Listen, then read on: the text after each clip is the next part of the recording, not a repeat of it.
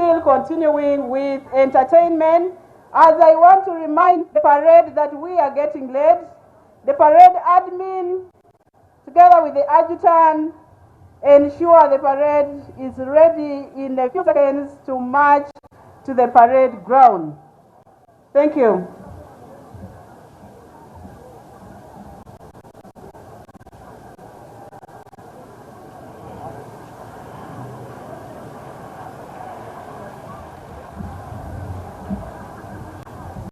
Let's welcome Butemba performers, artists coming to entertain us.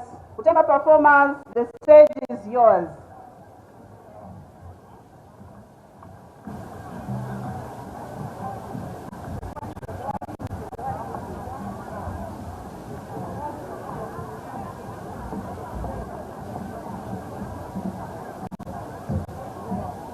As they get ready to start their performance, I would like to request the health team, Ministry of Health, or the district health team, the Dr. Champwanzi, to come and let us know where the health tents are, because there are people who might need help from your facilities. Please come and let us know where the tents are for medical help. Thank you very much.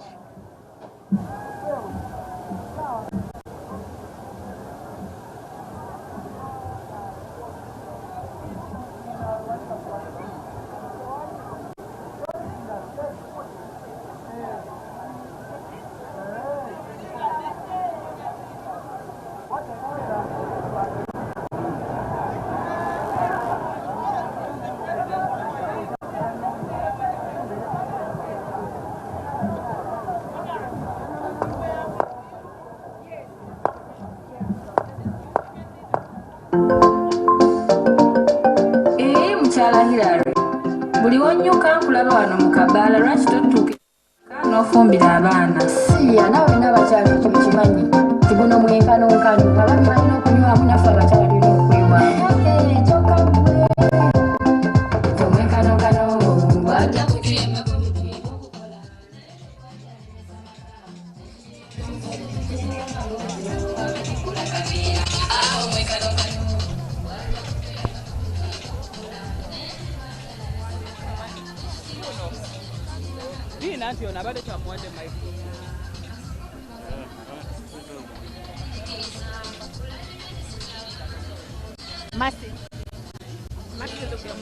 Oh man, for pressure you can easily forget her name.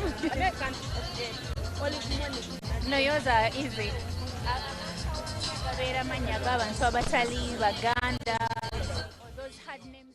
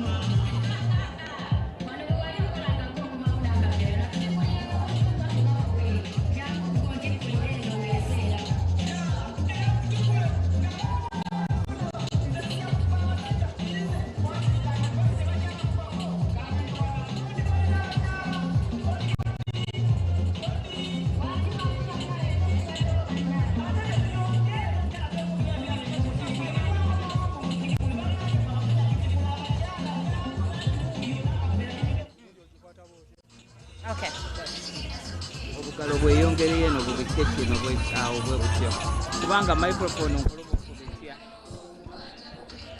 neno si bulijjo gye tukozesa yeeno naye baba eswaza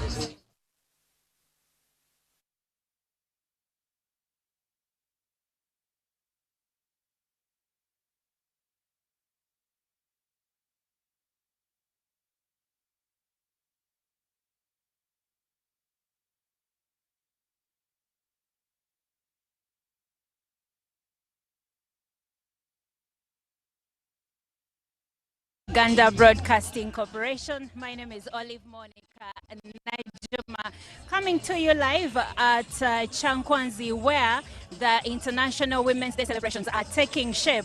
Now, the situation here is quite interesting. Most of the dignitaries have started to arrive, and the day is warm. There is a bit of the sun, but the weather is not yet out of hand. We can still manage.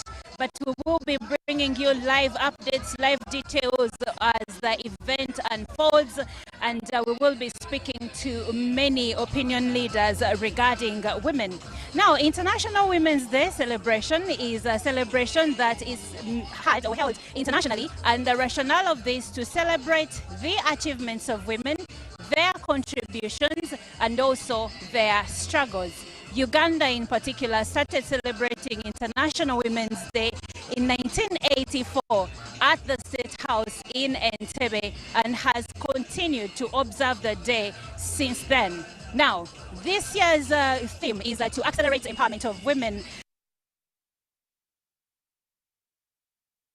Are brought at the forefront of growth in Uganda, including when you look at the numbers, let's say in education, we have over 50% enrollment of children, early childhood, and then we have 49% at primary school level, and then we have 55% at secondary school level. Now, we will get into more details regarding that, but today I'm not alone. I am with Mercy Lugemwa, and together we will be taking you through this day. Mercy, good morning. Good morning to you, Olive. Thank you so much, our dear viewer watching UBC and Star TV live broadcast. We are coming live from Butemba Playgrounds, and this is Bukwiri Sub-County in Chankwanzi District. Today, Uganda joins the rest of the world to celebrate Women's Day. Happy Women's Day to you, Olive. Well, happy Women's Day to you, Mercy. Thank you so much. How do you feel being a woman and celebrating a day of this nature today? One, I actually feel so much empowered as a woman. In Uganda, since independence, we have seen growth in women, and I love Uganda's theme is to all girls, women, rights, equality, and empowerment. There are three things. I'll explain that. Women are now actually empowered in political, social, and economic. Look at me and Olive here. We are broadcasting, even Madame Sophie and people in the production. Most of them are women. That is empowerment. We have equal access to opportunities like education. We have equal access in ministry, in education, in everything. So we actually feel like the theme, it equals to what we are saying, to implementation. And to me, I celebrate women in Uganda. I feel great when I actually see women engaging themselves in business, formal business, in ministry, in politics. I like it, and I thank the government of Uganda that we are implementing all that. Equal opportunities to women, that is very, very important. I have seen women in leadership. We have affirmative action in Uganda, and I celebrate all leaders who are just doing their role, and they are not corrupt. I don't like corrupt leaders.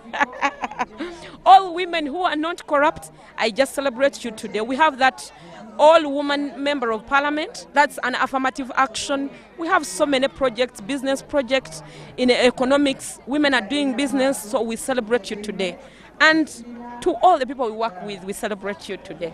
Well, yes, we work with many women. For instance, the lady leading the team today, Madame Sophie, the head of production, we celebrate you, but also we celebrate women in different facets of life. We have women in the marketplace. We have women on boardrooms, women CEOs. Today, we celebrate you because you give girls a reason to dream. You give girls a reason to work hard.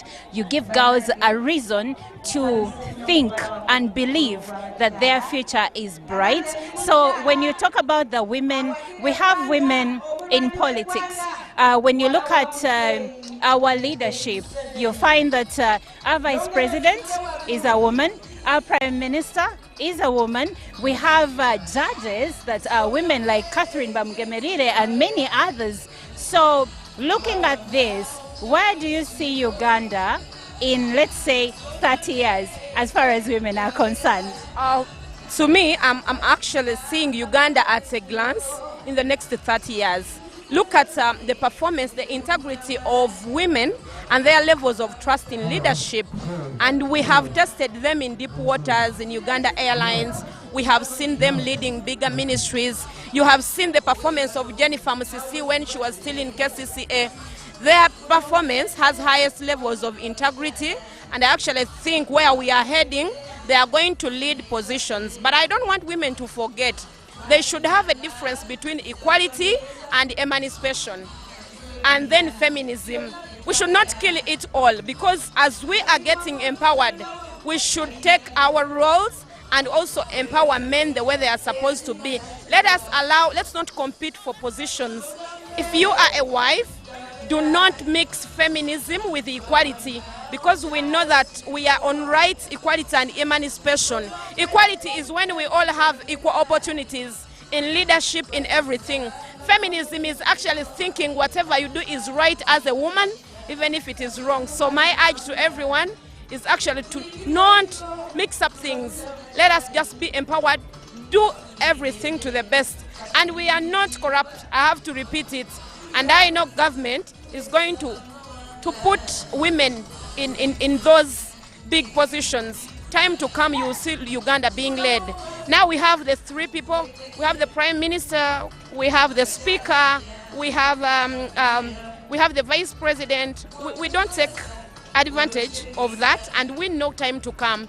We shall be like 70% in the cabinet, though me, I just want 70. 70. In the cabinet. I like that. I like that very much. And they say you want to get so far, have a woman as a team leader, because she will take everything you give her very seriously. However, Mercy, you have talked about feminism. Now, there is the argument that we have gotten where we are today because of efforts by feminists. We got the right to go to education, the right to earn, because there was a time when women were not allowed to be in places of work. And when we started working, we would still not earn. Even today, our earnings compared to men, only 33% of women are in the workforce compared to 43% of men.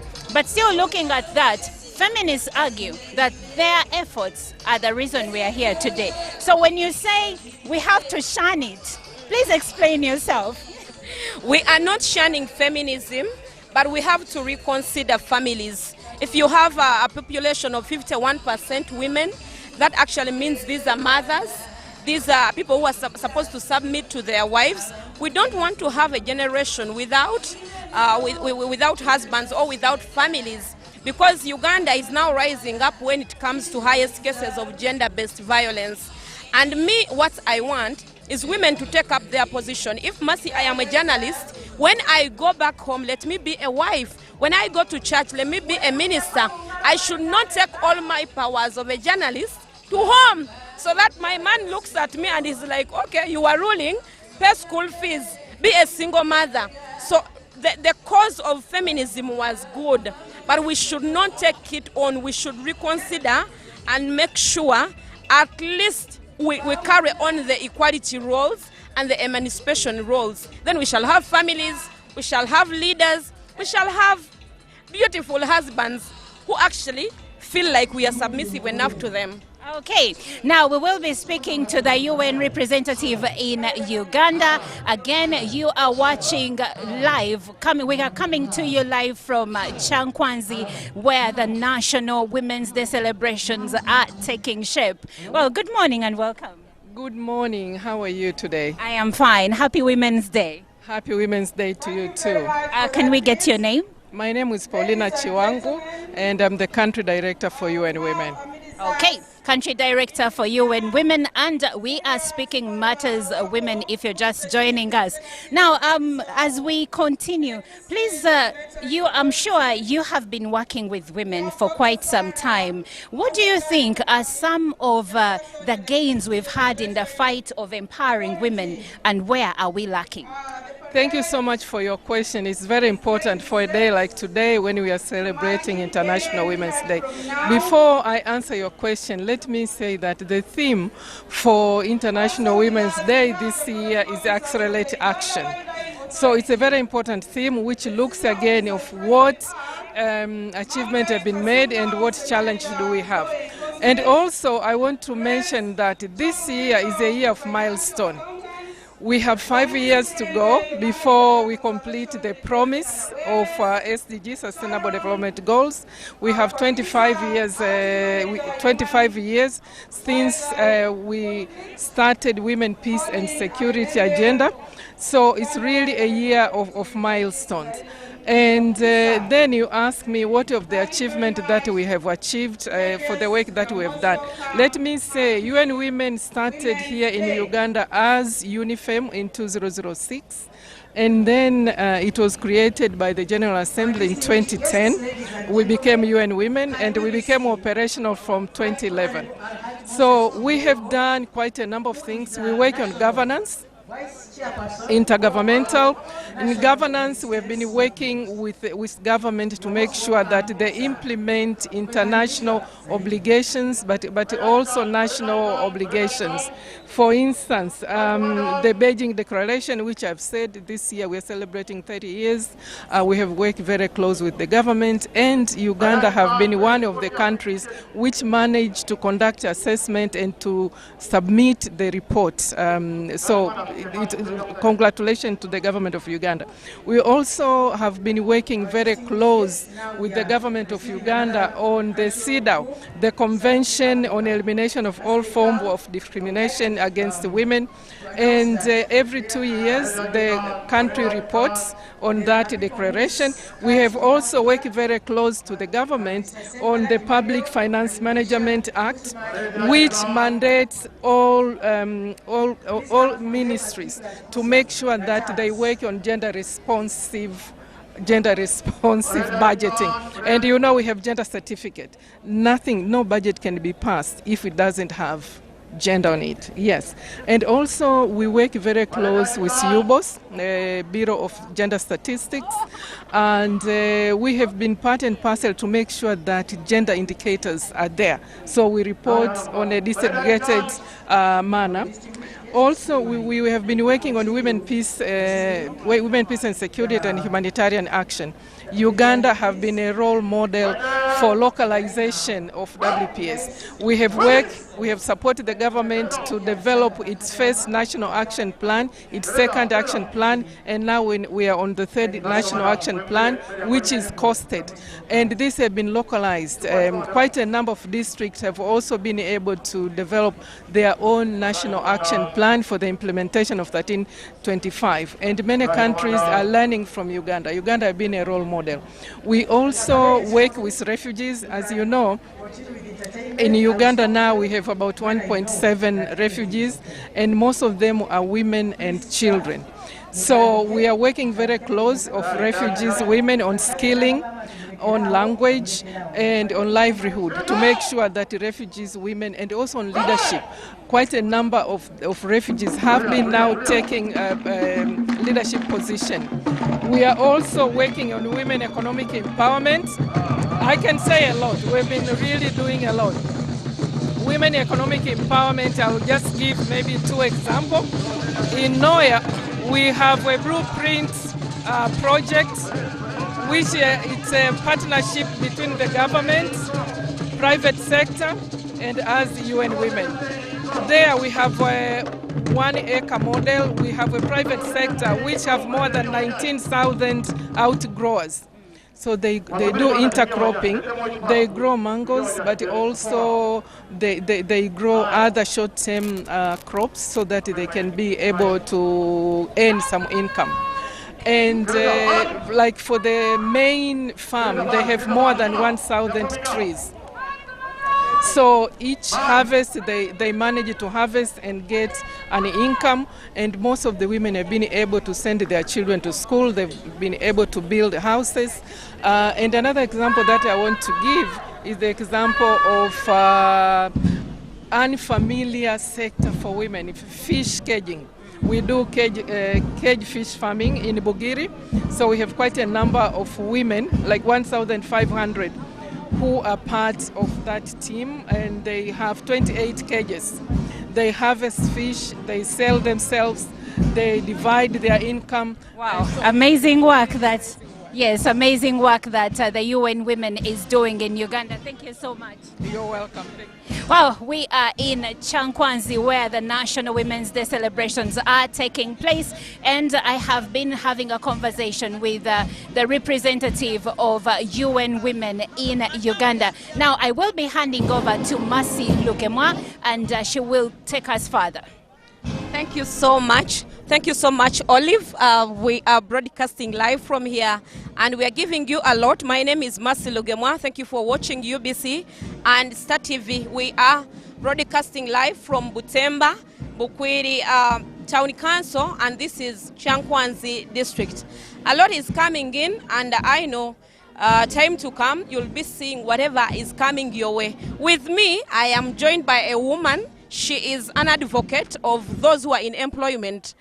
Thank you so much for joining me, madam. Good morning. Yes, good morning. It's okay. I will my name is Agnes Kim Atwoki. Yes. I'm the chairperson for women workers in Uganda who are trade unions under National Organization of Trade Unions, NOTU. So we are the people who fight for workers' rights, right from especially the women who are always voiceless.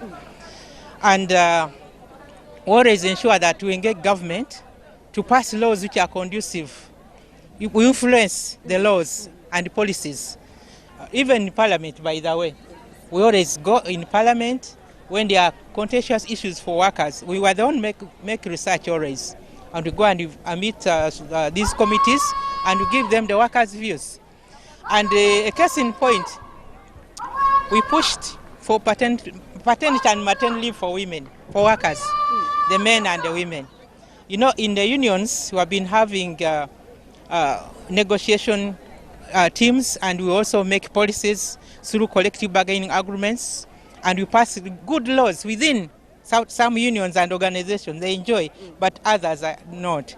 So we have transferred all those good negotiations right to Parliament, as not to. Especially now, women getting more days for maternity leave, and also breastfeeding days, hours. Some of our unions, we give workers, women, 2 hours to go and breastfeed during working hours. Because without children, definitely, without a woman producing, then there will be no labor in the country. So we are the source of labor in this country. So likewise, there are so many challenges which women have been facing. But now the fact that the laws which are in place, it is us, the trade unions and workers and the women at large, to push these laws to ensure that they are enforced. We are proud to say that at least Convention 190 was passed recently, which entails protection of gender-based violence, both at workplace and the other places. This one goes beyond the formal employment. And if this law were actually appealing to government to domesticate this convention into a law, such that the workers are better protected. And you find many of our workers, especially in the factories, they are worse off than others, because most of these investors, they evade the laws. They don't respect our labor laws. Because of the scarce of jobs, they take us for granted at the expense of the human rights. And they And I think they don't even provide PPM, occupational and safety is a miss in most of these places. You find women, even when they are pregnant, putting on their own clothes. When they are pregnant, they are not given hours out. When they are pregnant, they chase them away from work. They say after producing, you just go. As if these people are not produced, where will they get more labor? Talking about research that was done by Makerere University, they realized that women, most of the women, are inefficient at work because they don't have the breastfeeding facilities. And this is only seen at Parliament and some few areas. And in other workplaces, it is not there. Is there anything you are doing as the chairperson and your team in trade union to see that you reduce on this and to make sure you implement the breastfeeding facilities? Yes, we are pushed, first of all, our members of parliament, workers, members of parliament, to ensure that they put it in the law, that women are given special places where they can have where they can breastfeed from. And all these work environments, they must have those particular places. A woman can bring a child at workplace, you breastfeed and take away. My husband used to do that. Bring my child, I breastfeed, he takes the child back home. Talking about, we want that law to be enforced. We want trade unions to negotiate in their collective bargaining agreements to ensure that these places are secured and they are provided for by the workers, by the employers. Be it in the industries, be it at other places, they must have those places where they can go and breastfeed their children and continue to work. Because if a woman is not stable in the mind, it cannot be productive. And yet, women are denied opportunities because of their roles, multiple roles. And it's a natural role which God gave us and which men must embrace. And where women have been given conducive environments, we have seen they have been more productive. Research has shown that. And we want to ensure that. as you wind up. So as we wind up, I want to appreciate our women according to our theme for this year, accelerating action for gender equality. We want women to work very hard and learn to save. They should have a good saving culture where they can borrow money. They should use the opportunity given the government has given us. His Excellency the President has given us a good president to ensure that people access money from government at the lowest percentage, and they also empower themselves. When a woman is empowered economically, there will be no violence at workplaces and even in the homes. Thank you so much. Bless you too, Miss Aggie. Thank you so much for watching UBC and Star TV. And as you know that women have the GROW program and other initiatives, which interest is just on 10%. Now let me get back to my colleague, Olive. Back to you, Olive. Happy Women's Day. Happy Women's Day. Today is our day. We cannot get tired of saying it. Oh, my name is Olive Monica Najuma for UBC TV, and we are in Chankwanzi, where the National Women's Day celebrations are taking shape. I have previously spoken to the representative of UN Women in Uganda, and I will be joined by the resident representative for the United Nations. Well, good morning, sir. How are you? Fine, thank you. How are you? My name is Leonard Zulu, the United Nations Resident Coordinator in Uganda. Well, it's a pleasure to have a conversation on women with a man, because I believe that your presence here today represents men, but also you are speaking for the rights of women. And in a nutshell, I would like for you to tell me and our viewer back at home, why is it important for men to be a part of the efforts to empower and encourage women, basically to grow women from what we used to know them as subservient women that are supposed to be seen and not heard, to a point where we now celebrate them, we work with them, and we uplift them? Well, it's important for everyone to be here, especially men, to show that gender equality is essential for the national development of any country, and that if you want sustainable development across the globe, you have to put women in positions of leadership. You have to empower women, and you have to start by educating the girl child. Okay, educating the girl child. Now, when you mentioned that in Uganda, when you look at the numbers at joining early childhood, we are at 50%, and then primary school we are at 49%, and then secondary school at 55%. In your own understanding, do you think we are doing well, or so much more needs to be done? Well, a lot has to be done, more. We have to do more, but those numbers you just mentioned are good progress. They've been achieved through the hard work of women leaders. His Excellency the President as well has been at the head of that fight to make sure that women have got equal opportunities. And as I said, you start with the girl child, and we would like those numbers to go up. We would like women to be strongly educated from primary school when they are girls, secondary school, and also tertiary education. We have to make sure that the girl child stays in school.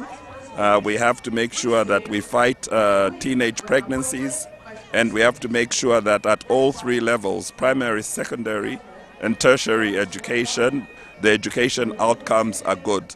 We have to look at the quality of education and ensure that girls are in all fields of all sectors and all fields of life, especially science and technology.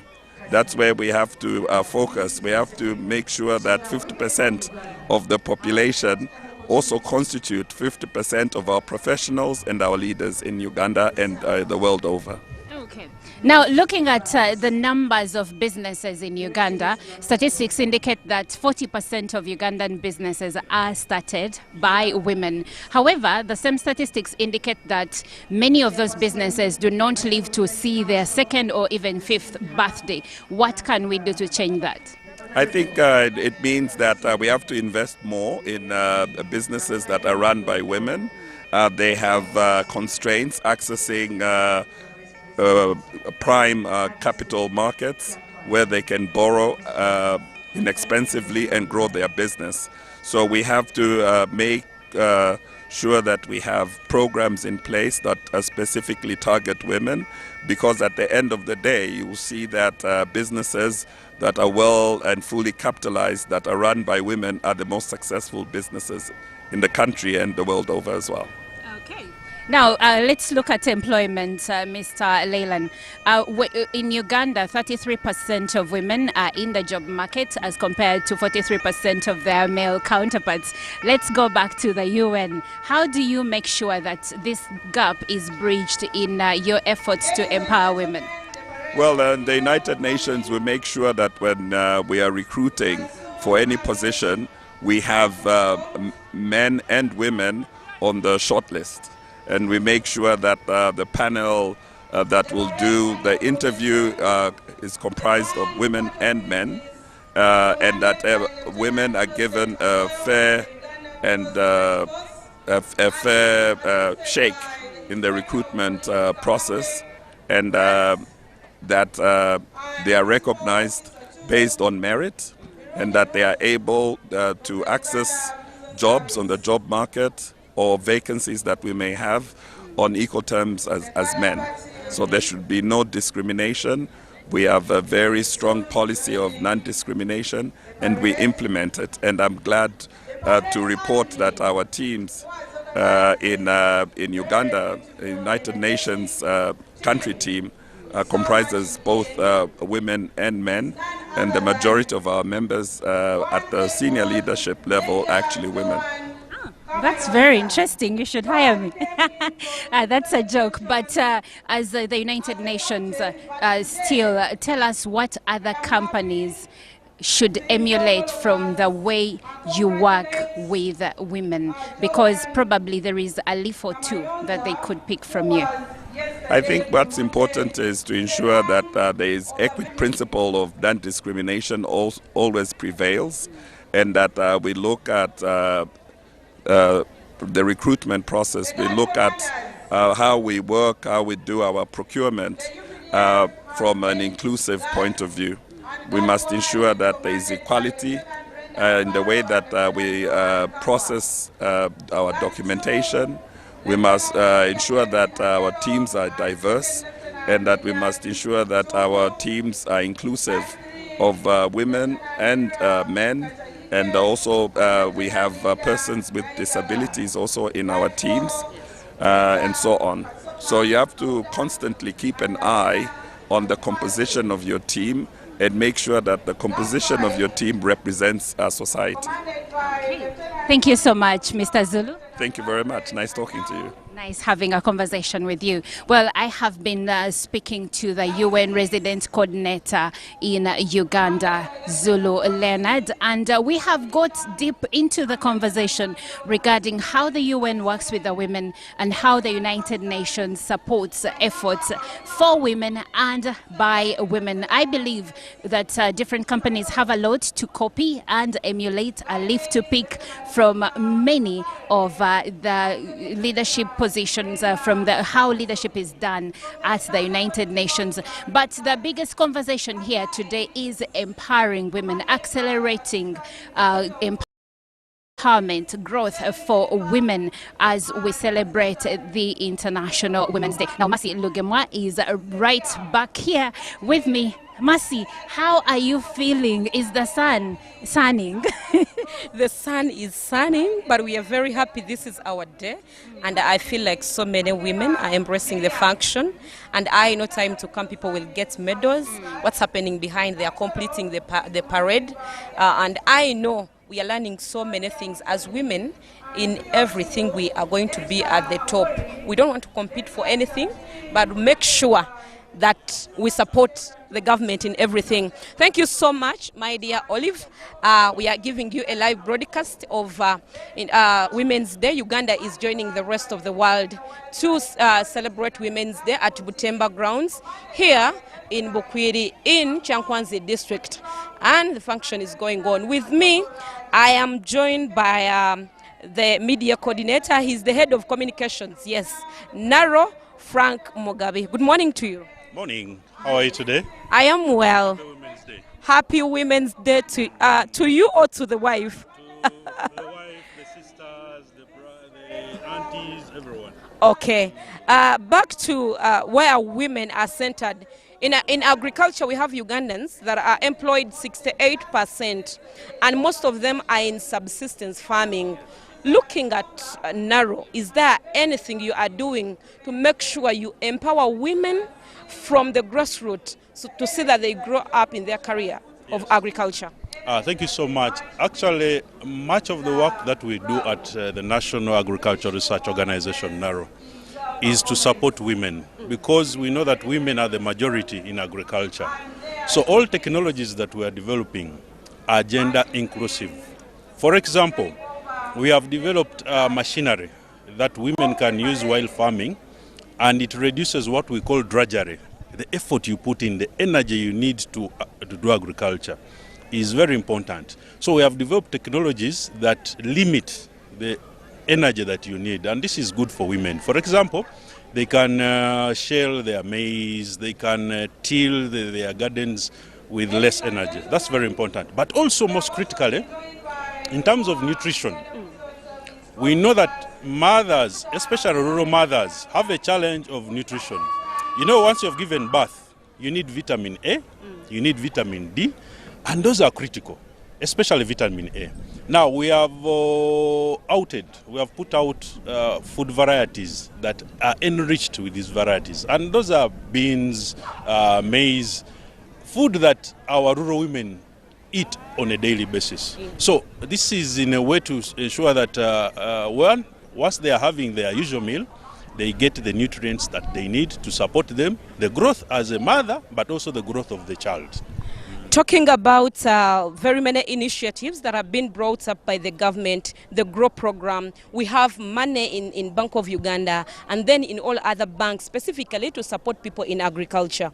But then because of the highest level of ignorance and some illiteracy levels, is there any way that NARO is working upon this to see that people have easy access to GROW funds and other funds the government has availed?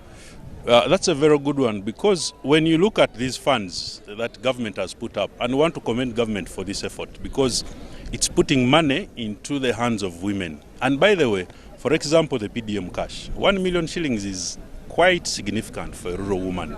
Many of them are out there and they need even less than that to start their lives, and they have not had the opportunity to get it. Now through PDM, this money is going to these women. And the statistics have already shown majority of them are putting their money in agriculture-related businesses. So, as NARO, what we are doing is to ensure that they have the technologies and innovations that enable them get the best out of this 1 million. For example, we have issues of climate change. The rains are not predictable these days. Where it used to rain for 3 months, it's now raining for 1 month. What have we done to respond to that? We have now varieties that are fast maturing. We have varieties that are resistant to drought. And we have technologies that I've talked about already. You don't need much land because we know land is a challenge. Varieties we are putting out enable you get a higher yield from a small piece of land. So all these technologies are responding to the needs that the women have right now in Uganda. Thank you so much. When is Men's Day? Men's Day is every day. For us, once we are working, we take it that it's our day, but supporting the woman is very important. And at NARO, we are very aware of this because you see why it's important to support the women. Women run our homes. And if the home as the smallest unit of the country is not supported, then the country is going nowhere. So the more we support the women and the girls, the more our country will develop. And at NARO, we want to support the women and girls of Uganda and beyond to achieve what their full potential, and through that we shall get the economic development that we need. Thank you so much. Frank Mugabi, he's the media coordinator from NARO. He's the head of communications NARO. And you women out there, make sure you be aggressive so that you get easy access to the grow money they are talking about, good seeds, and then information from government so that you can improve yourself in any sector you are in. We are still here at Butemba grounds. With me, I am with my colleague, Monique Olive. And I know she has a lot to bring to us. Yes, she's here charming. Back to you, Olive, as you continue with the interviews. Okay, thank you, Mercy, and thank you, dear viewer, for joining us. You are watching Uganda Broadcasting Corporation, and we are live in Chankwanzi at the Women's Day celebrations. Now, I will be speaking to the Minister of Gender, Labour and Social Development, that is Minister Betty Amongi. Good morning, and happy Women's Day. Good morning to you and to our viewers, and happy Women's Day. Oh, it's a pleasure to have you, and may I say, like I told you off air, you look very beautiful, and as a representative of women, I can speak for women. Our minister is really representing. Thank you very much. Thank you very much to the women out there. I know most women are defined by how they look and how they want to appear in public. So as a woman, a minister for women, I have to try my best to make sure that I represent you intellectually, but also how I present myself to the public. Now, Minister, speaking about women and today being International Women's Day, what, in your perspective, are the strides that Uganda has made towards gender equality? I think first, that we celebrate this day under the theme of Accelerate Action for Gender Equality. We are 30 years into Beijing Platform for Action resolution that was adopted in 1995, which spelled for us a blueprint on what we require to do to ensure that women's empowerment is achieved. Within this context, I can state that in Uganda we have made strides in political participation. We have affirmative action that has enhanced women's participation in parliament and in local government. We have women appointed in cabinet as CEOs, as permanent secretaries, and the lowest threshold that we have for women in public office is 34% in parliament, in cabinet 46%, in permanent secretaries 48%. So that's a stride. The other areas is the area of economic empowerment, where we have had strides women, the infrastructure has been put in place to support women to do business. If you look in cities and municipalities, we have put up a lot of markets and stalls that have been allocated to women. On the roadsides all over the country, women are trading along the roadside with constructed markets. There are other infrastructure, the banking sector and financial institution. I want to congratulate them that through the private sector, you have put in there women's financial product, DFCU Bank, Centenary Bank, all these banks that have put cheap capital as a product for women with very flexible terms of borrowing and lending. It has supported women to start business and grow their businesses. So economic empowerment, we are doing quite okay at the village level. Now we have the parish development model, we have a Myoga, we have a GROW. So we believe that economic empowerment is important. We have also made strides in education. I think most times these days people say, but why do you continue with the 1.5 for girls? Because now when results come, you find girls are flying up there. The number sometimes of girls that have got first grades surpass those of boys. So we continue to work with education to ensure that we engender, we support the female.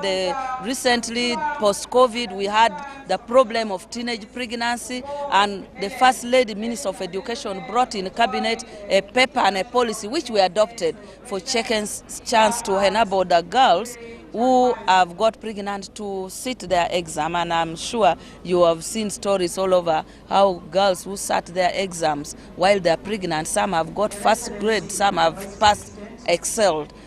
So education, we have made strides. Health, you see infrastructure of health, where we have in all hospitals a private ward for women who are pregnant. We have in maternal health programs for women. So at the moment, we are seeing that there are so many strides in health sector, and so we have like about 4 specialized women's hospital that has been constructed. So the justice, we have a program with the DPP to scale up the programs for fast-tracking the backlog of gender-based and sexual gender-based cases, and to protect witnesses, because witnesses sometimes cannot testify when their perpetrators are seeing. So in justice, law and order sector, we have also made strides. So basically, we have made some strides in women's empowerment. Okay. Well, I am speaking to the Minister of Gender, Labour and Social Development, Becky Amongi, and she has highlighted the efforts that Uganda has so far garnered towards women empowerment and gender equality. Now, Minister, what are your last thoughts as I let you go take your seat, because the event is already opening up? Yes. My last thoughts are that we still have gaps to close. That's why we need to accelerate our action. And our core issue now is how do we ensure that the cultural norms, the religious norms that subjugate women are deconstructed, and also look at other areas of issue of technology. You know, nowadays you sit in your bedroom and you are paying everything, but many women and girls still do not have access to internet. So we are working hard to ensure that we close the gap, we move forward, we collaborate with development partners and all the rest of the private sector to move our agenda forward. So happy Women's Day as we accelerate action to gender equality. Well, thank you, Minister. Happy Women's Day again. Thank you. Well, we've been speaking to the Minister, Gender, Labour and Social Development, Betty Amongi, and I'm still having conversations with policymakers and development partners. Good morning and happy Women's Day. Good morning. How are you? I'm fine. It's a beautiful morning, to see this celebration here today. Okay, can I please know your name? Yes, Maria Håkansson. I'm the ambassador of Sweden. Now I'm speaking to the ambassador of Sweden, Miss Maria. Miss Maria, compared to Sweden, Uganda, how far do you think we have to go to reach a level of empowerment that Swedish ladies are at as of today? Well, I think Uganda beats Sweden in celebration, that's for sure. So there we have something to learn. I think we have a long history in Sweden of gender equality and women's movement. But I'm very happy to see progress here in Uganda too. We have obvious political representation here where you are ahead of us. But there are still things to do on economic empowerment, that women have the same opportunities and to shape their lives, to shape society. We have still work to do when it comes to women living free of violence, to fight gender-based violence, teenage pregnancies. So we can learn some things from Uganda, but we also have experiences to share here and work to do. Now, one of the major issues we have, and you've mentioned it, is teenage pregnancies. What efforts can we take as a country to ensure that our girls get to finish their education and have a better future? Well, I think you mentioned education. I think that's the key. We need to really put resources into education, and we have to make sure that girls stay in school. But then also we have to look at sexual reproductive health and rights. It's very important that you know your rights, that you know it's your body, you decide, you can say no, and that you know your rights. And we have to provide the services to them. Now, your last thought on this International Women's Day to Ugandan women, but also the women world over. Well, I think it's, of course, today is a day of celebration, but I think it's also is sort of a wake-up call that there is more work to do. And then we cannot have gender equality only by women. So let's also involve our men, and together we can have a gender equal world, I'm sure. Okay. Thank you so much. Happy Women's Day. Thank you. Happy Women's Day. All right. I've been speaking to the ambassador of Sweden to Uganda, Miss Maria, and she echoed the message that the Minister of Gender, Labour and Social Development and other speakers have given us. Let's keep our girls in school. Let's ensure that the girls get to finish their education, and that way we will curb the issue of teenage pregnancies, and of course it will feed into empowering and accelerating growth for women. Now, Mercy Lugemwa joins me once again. Mercy, I like the conversations that we are having here today, especially the part where we are insistent on keeping a girl child in school. So me, actually, I'm an ambassador of UPE schools in Uganda. There, I'm not formal, I'm just informal. Thank you so much, Olive. And I love girls too much. Looking at the theme we have in Uganda, it is actually about the rights, equality and freedom. Kakati mbebaza nnyo abatulaba ku UBC n'abatulaba ku Star TV emunyenye y'eggwanga mwebale nnyo, mwebalire ddala yonna gye musinziira okubanga mutulaba. Guno gwe mukolo ogw'okubanga Uganda yegasse ku nsi yonna okukuza Women's Day. Era Women's Day no bagikuliza wano bayitawo Butemba Grounds sub-county y'e Bukwiri mu district ey'Ekyankwanzi. Tutambulidde ku mulamwa okulaba nga okuteekawo emiwaatwa gyonna egiraba nga waliwo omwenkanonkano. Accelerate to empowerment and action to empowerment. Kakati omulamwa ate gwa Uganda gwetambuliddeko gwe gw'okulaba nga omwana ow'obuwala n'omukyala babeera n'eddembe ery'okwogera, babeera batumbuka ye empowerment ate nga balina omwenkanonkano. Kakati wano wetuli e Butemba negatiddwako omukyala nga ye chairperson owa Women Council. Omukyala ono bamuyita Farida Kibowa. Sanyusa okulaba ku UBC ne Star TV. Anange sanyuse okubeera wano ku mutimbagano omunene ogwa UPC ne Star TV. Abatulaba sanyusa okubalaba. Happy Women's Day.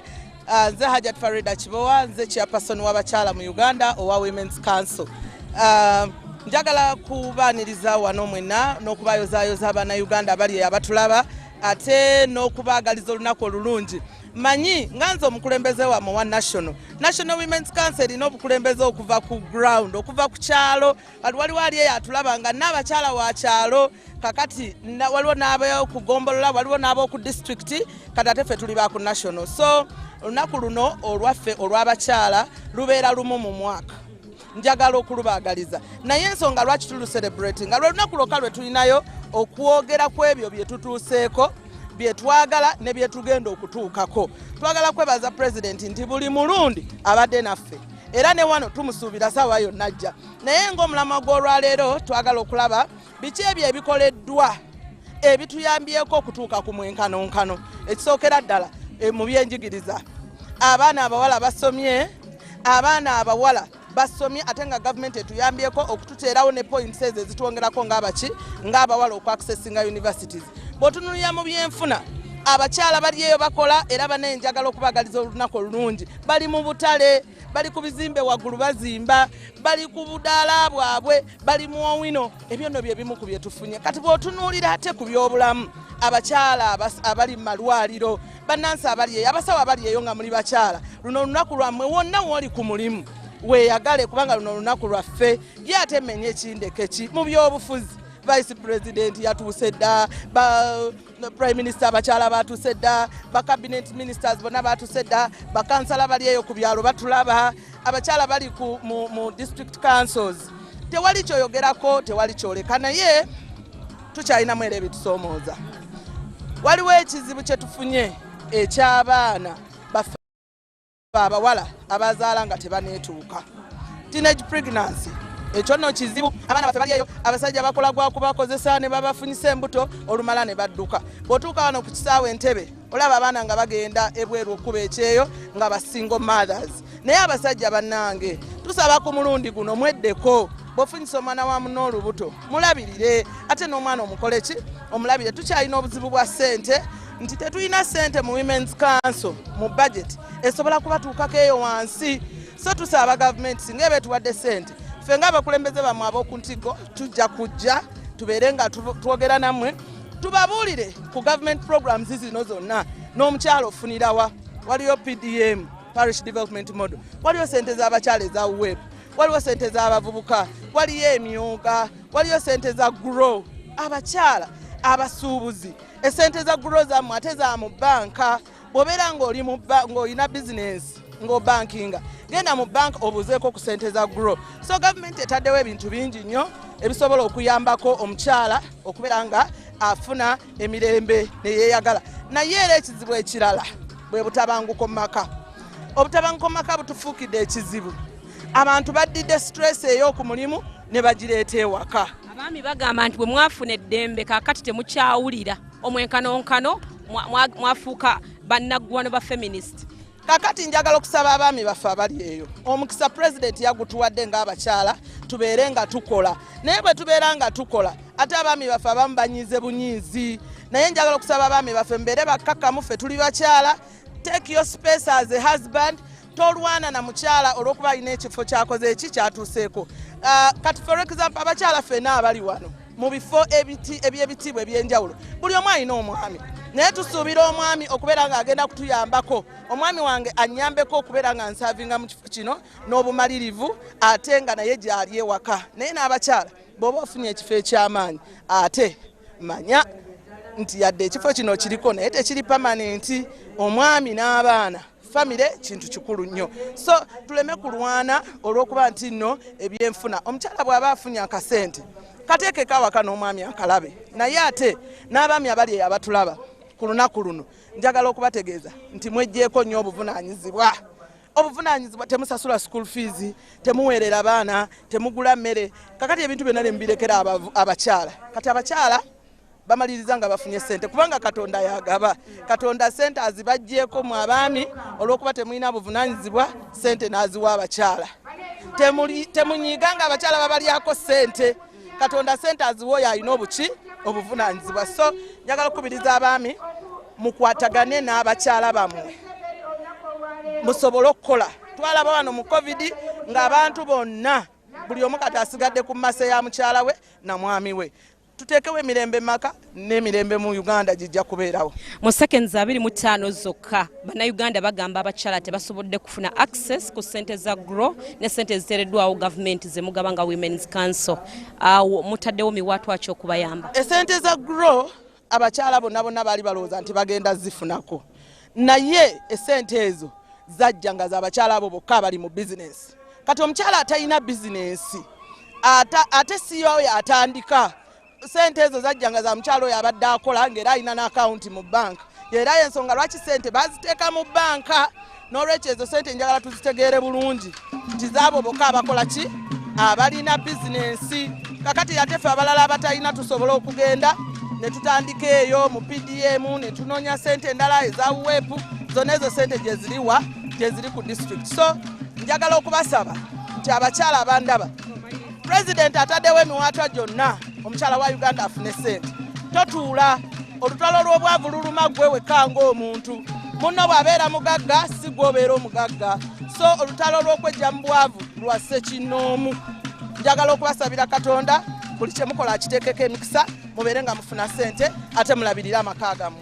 Tweyanziza nnyo tweyanzeege oyo ye Chairperson Women's League mukyala Farida Kibowa, tukyali wanene Butemba olunaku lwa Women's Day era n'abali mu studio mwenna tubaagaliza Women's Day ennungi. Kankuzeeyo ewa munnange Monica Olive Najjuma akutwale maazo. Back to you.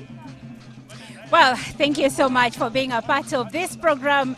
We are coming to you live from Chankwanzi. My name is Olive Monica Najuma. Now, I will be speaking to the CEO Imagine Africa, and we will be delving deeper into a conversation regarding showcasing Uganda to the rest of the world. But first, the Deputy Prime Minister is just passing by. That is Rebecca Kadaga, the Deputy Prime Minister. She has just arrived. And now, let's get into our conversation. Good morning. Hello, how are you doing? I am great. How are you? I'm well, thank you. Well, do I say Happy Women's Day to you? Absolutely. Happy International Women's Day. Well, happy International Women's Day. And it's a pleasure to have you. For me, it's very important that as women, we have men joining their voices to the efforts that are being put in place to support women. But I would like to know, first of all, your name and why this day is very important to you. My name is Moses Mawa. I am the president and CEO of Silver Trust Media, Afro Global Television, and some other entities. But I am also the publisher of the new project known as Imagine Uganda. For me, International Women's Day is very special because, like I like saying, we all have mothers, sisters, aunties, nieces, and so many other women and female people in our lives. And they actually make our lives more complete. And I'm so pleased actually to be here in Chankwanzi, Uganda to celebrate International Women's Day because it's absolutely wonderful. All right. Thank you so much. It is wonderful being a woman, I'll tell you that. And I believe if you have sisters, it was joyful growing up with them. Absolutely. You know, I had an amazing mother, I had a beautiful, amazing sister. I had so many other people as well in my lives. And, you know, today in particular is actually very special because it helps me to cast my mind back and look back at the amazing things that have transpired because of them in my life. Okay, now let's talk about Imagine Africa. What is this project all about? What do you do? And why should Ugandans be very interested? I'm saying very because I already know, but I want them to know. So why? Yes, we have Imagine Africa, but then we have specifically Imagine Uganda as well. And we are so pleased today to be able to have the launch of Imagine Uganda initiative as a brand. And one key aspect of that is actually Imagine Uganda magazine. And it's really aimed at showcasing the whole of Africa. You know, Uganda is beautiful, resourceful, has incredible things, and really showcasing that to the world is very important. I am based actually in Canada, and one of the things that I had seen there about Uganda is always negative things in the media. Our intention through Imagine Uganda is to change that narrative. It's absolutely humbling, actually, that recently we had actually an opportunity for the president to endorse Imagine Uganda. We were invited actually to Rachitura, you know, to his, home actually out in the west. It was absolutely incredible. And today the president is actually launching this incredible project, and we are so pleased that we also have the partnership of the Ministry of Foreign Affairs. So all Ugandan embassies, all multilateral institutions like the World Bank, IMF, the UN, and so on worldwide will also be carrying actually the magazine. And so we are so pleased actually to be able to have it launched today.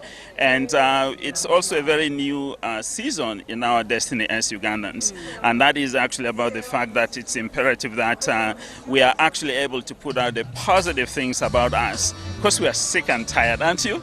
I'm sick and tired. You know, absolutely. So that's really what we are actually all about. You know, every time I watch, let's say, a movie made out of Uganda, and then, or even a video, and the emphasis is put on the less developed areas of this country, I don't feel good. So are you telling me that in this magazine, I'll find the best of what Uganda can offer? Absolutely. You know, and the magazine, as you can see, actually, you know, it's incredibly beautiful. And our intention is to make sure that we are able to consistently and in the best way possible to put out positive content. And today actually being International Women's Day, I just want to say that our team has amazing women through whom we have been able to achieve so much. And our goal is to ensure that trade, investment, tourism, and of course the diaspora, it's actually really great. You know, I've lived in Canada for a number of years. In fact, and every year, the amount of remittances, you know, or contributions to Uganda's economy from overseas is very significant. And therefore, embracing this project is very, very important. So our hope is that all of the private sector and public sector institutions will align with us in terms of providing world-class content, you know, and at the same time also, you know, being able to support it one or the other. So it's a beautiful thing. It is indeed a beautiful thing, seeing your country written about and also being showcased in a positive manner, because there is so much more this country has to offer. Thank you so much, Mr. Mawa, and I can't wait to dig into the magazine. Thank you so much. Well, we have been speaking to Mr. Mawa, who is the CEO and also publisher Imagine Me Africa, but also they have a special edition which is Imagine Me Uganda, a magazine that will showcase and show you everything good about our country. It's high time. I mean, the negative press we have about our country, everything they write about, they show you the ghettos, they show you the slums, and yet that doesn't even make 30% of our country. Aren't you happy that there is a publication out there that is engineered to showcase our country in positive light? I am a journalist who loves my country, and in Uganda no one is going to put to instill in us patriotism. You just have to love your country. You be the first PR to sell the country out there. Everything is not bad, but in case a story comes balanced and there is a slum somewhere, we urge the government to every country has a slum somewhere. Yes, if there is something we need to handle, let's handle it together. Yes. Not only having biased news. I just don't like biased news. In journalism, we have that principle that we should be balanced. That's very true. Well, I will be handing over to Mercy Lugemwa to have the next conversation with a lady of substance. Thank you so much, Olive. Thank you so much. It is still with Women's Day. Uganda is celebrating Women's Day. We are at Butemba grounds here in Bukwiri sub-county in Chankwanzi district. Ndagala nnyo okubebaza abali ku UBC TV n'abali ku Star TV okubanga ate mutwegesa amaaso tuli mu kubaweereza okuva mu district eya Chankwanzi wano ku Butemba grounds Esawa yonna omukulembeze w'eggwanga ajja kuba atwegattako okulaba nga tugezaako okulaba nga tukuwa obubaka bwonna era ajja kuba atuuka mu biseera ebitali byawala. Bingi ebigenda maaso era gw'omukolo gukyagenda maaso. Tukyali ku mulamwa ogw'okulaba nga tuteekawo emiwaatwa gyonna nga tuba n'omwenkanonkano mu ggwanga. Wano wendi negatiddwako omukyala Florence Musoke, ono yakulira abakyala mu kibiina kyabwe kyonna ekitaba enzikiriza ez'enjawulo mu Uganda. Sanyuse nnyo okulaba mukyala Florence.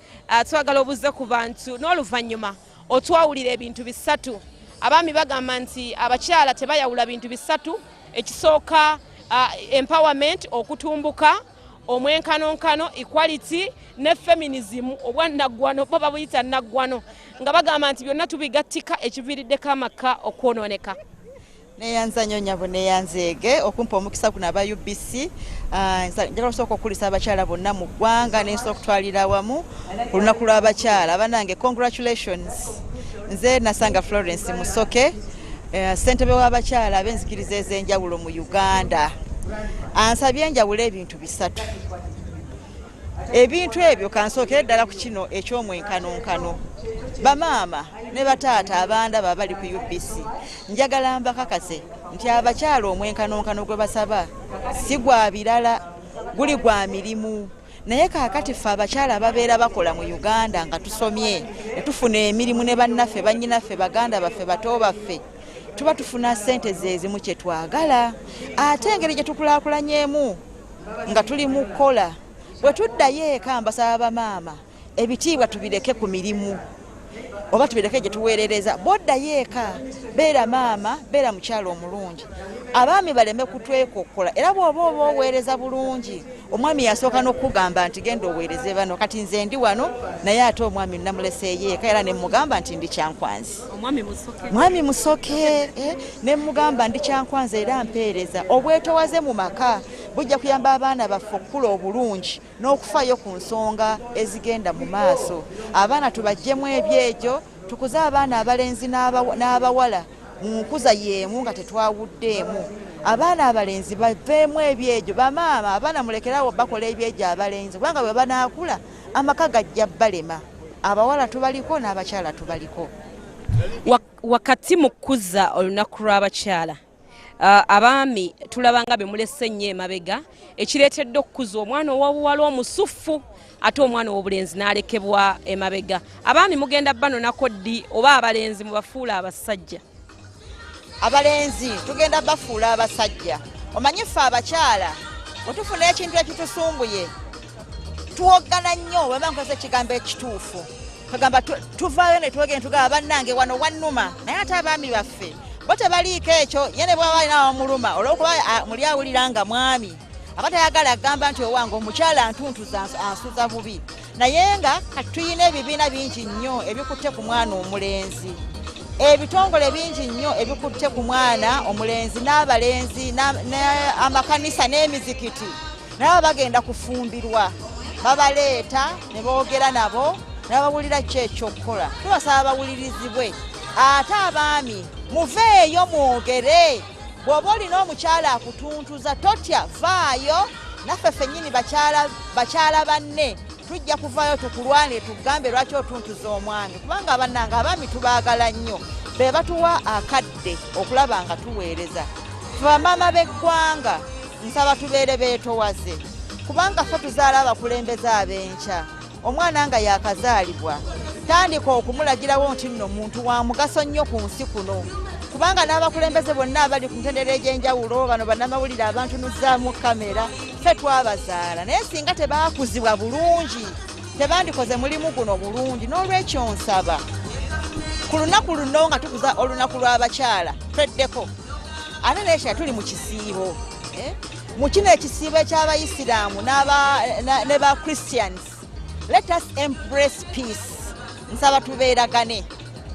Kati ku kya feminism bannange tetuli bannaggwano. Ekyo ekigambo mu Luganda nga kinene nnyo. Tetuli bannaggwano era tugambibwako tuli bakyala beetowaze. Abamu ku ffe abakikola mu Luganda bagamba omulya mamba ab'omu n'avumaganya ekika kyonna. One spoiled finger spoils the rest. Naye nga njagala bakakasa nti church, Religious Council of Uganda, Interfaith Women of Uganda ne bannaffe abalala tuvuddeyo nnyo ku nsonga ekwatagana n'abaami n'abaana. Era ffe twawa statement yaffe era njirina nja kugigabanako nammwe mwongere okugitambuza ku UBC. Mulabe ffe bye tugamba ku lunaku luno. Tuli balungi, tuli beetowaze. Twagala nnyo obukulembeze naye ate twagala nnyo amaka gaffe n'abaana baffe. Tusabire tubeere n'amaka amalungi ag'eddiini tusobole okukuza abaana abaneegombesa eggwanga babeere abakulembeze ab'enkya. Nyabo nkuzeemu. Tweyanziza nnyo tweyanzege omukyala Florence Musoke. Ono nno yakulira abakyala mu Inter-Religious Council oba ekibiina ekitaba enzikiriza zonna ez'enjawulo. Tweyanziza tweyanzege ndowooza akwawulidde ebintu bisatu: feminism, empowerment and equality. N'akubuulira waawe olina okukoma omukyala bw'obeera mu maka oteekwa okuba ng'oli mukyala ate bw'obeera ku mulimu ate n'okola bulungi n'obeera nga wenkanankana n'obwami. Ategeezezza nti equality just emikisa egy'awamu okubanga emirimu tufuna gye gimu nga tusobola okukolera wamu nga tulina amagezi agankanankana n'ag'abaami. So nga ate empowerment kutumbuka mu bintu byebimu. Ate feminism kwandibadde kulwanira ddembe ly'abakyala naye tetukifrontinga. Thank you so much, people who are watching UBC and those who are watching Star TV. Thank you so much. We are still at Butemba grounds. I love the difference. I've been with a lady and she has been differentiating the three things. That is feminism, equality, and empowerment. And wow, I've just realized I'm not a feminist. At least I am somewhere. I don't know where you fall. Are you just empowered or you're a feminist?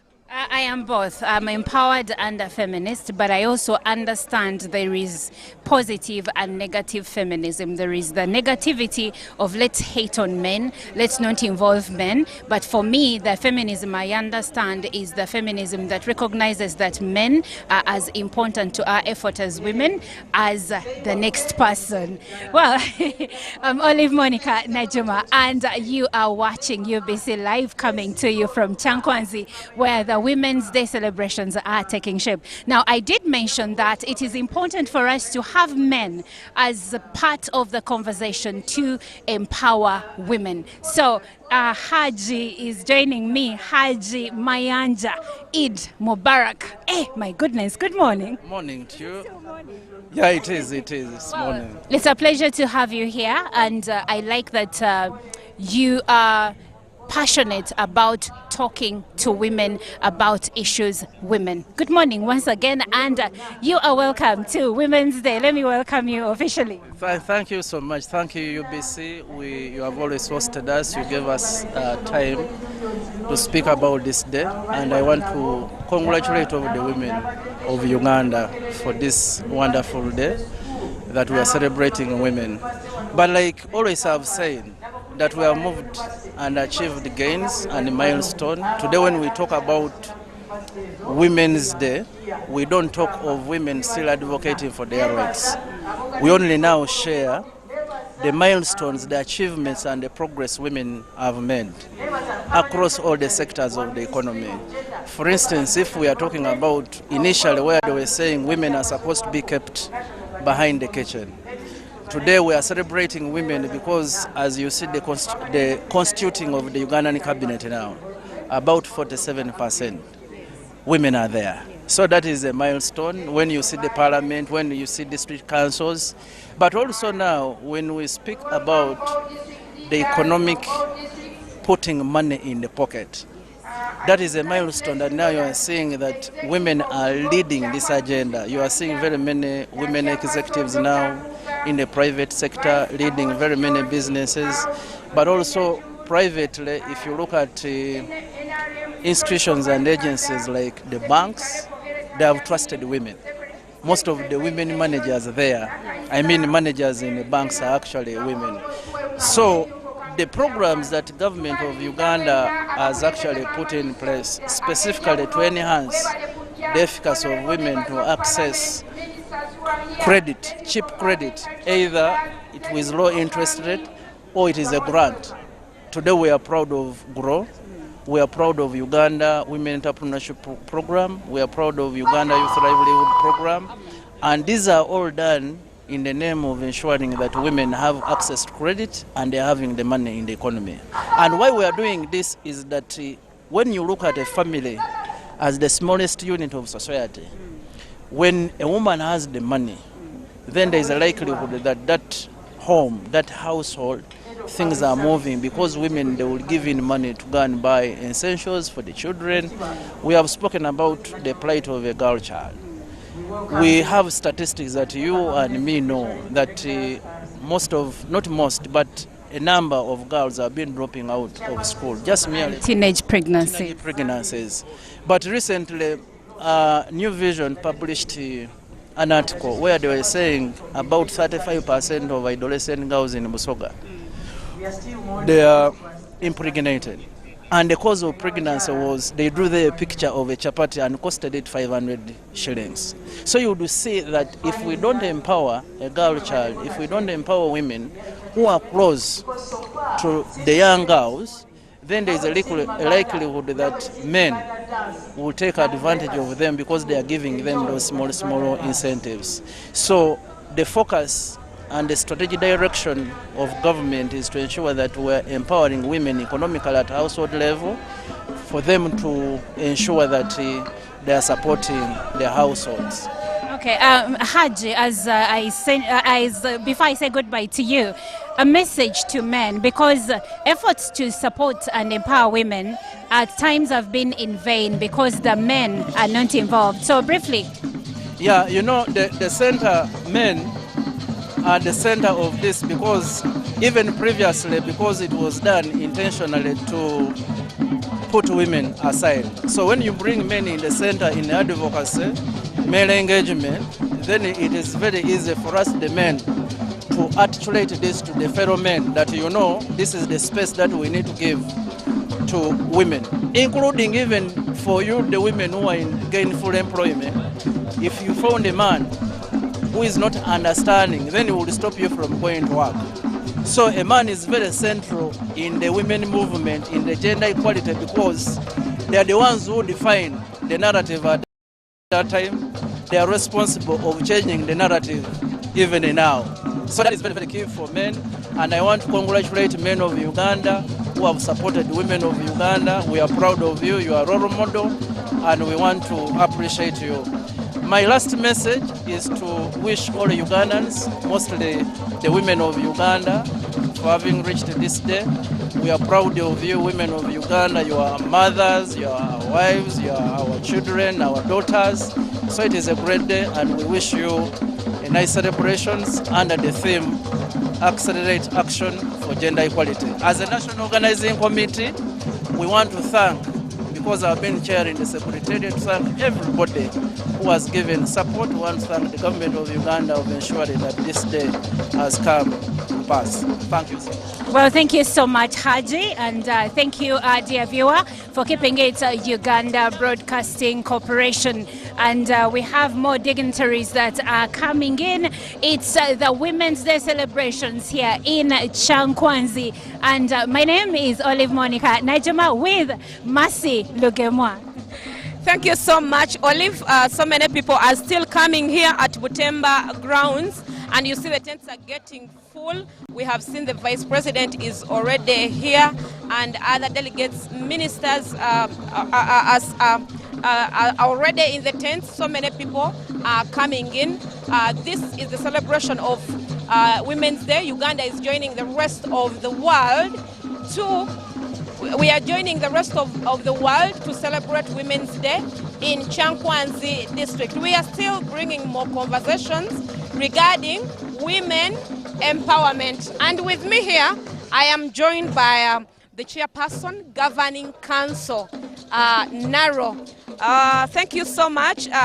You will introduce yourself, then you tell us more about what Naro has in stock regarding the GMO bill. It did not pass and Ugandans are ready. What do you have in stock? Are you supporting it, or we should go the organic way? Thank you very much. My name is Kenneth Katunjisa, and I'm the chair, I'm acting chair, Naro Governing Council. I will start with what NARO does in general. As most of you know by now, NARO is the body that does agricultural research, that is supposed to do agricultural research in the country. We have one of the brightest scientific minds in the country and actually in the region doing agricultural research. And I will, as far as the GMO bill is concerned, that's a bit putting me on the spot. I'm going to speak as an individual, not as Chair Governing Council NARO, because there is a national, there's what as a country the route they have taken. The president has his concerns. He stopped the signing of the bill, so I will leave that. But as a country, in the era that we are in the era of climate change, in the era of increased incidence of diseases, you cannot shy away from technology. Now, GMO is not the silver bullet, so it's not the only technology. I think we must strike a balance between, and this is my personal opinion, we must strike a balance between enhancing organic, because I still believe that we've still not yet reached the capacity, the utmost capacity of what organic agriculture can do in Uganda. But we must integrate science in our agriculture, in our farming. In the era of climate change, when you have shorter rainy seasons, you have longer dry periods, when you're not sure which season, when the season is going to start, when it starts, when it's going to stop, you need quick maturing varieties, you need drought-tolerant varieties, you need disease-tolerant varieties. All this is made possible by research, and all this is made possible largely by NARO. You also need sciences like GMO sciences, or genetic editing, or whatever it is that is being used in other countries to fight all these things I've told you. But we must first exhaust the capacity of doing our organic agriculture. For example, we are one of the countries with the lowest application of fertilizer in the world. If we do fertilizer, organic fertilizer even, how far can that take us? Until you have exhausted that capacity, I think you shouldn't rush into thinking that GMO is going to be the solution.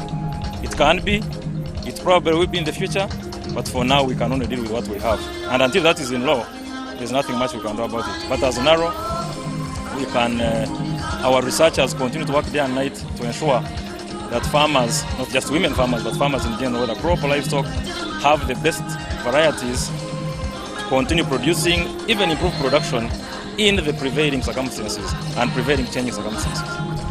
In Uganda, we still have the issue of counterfeit seeds or commodities that are still being imported in the country.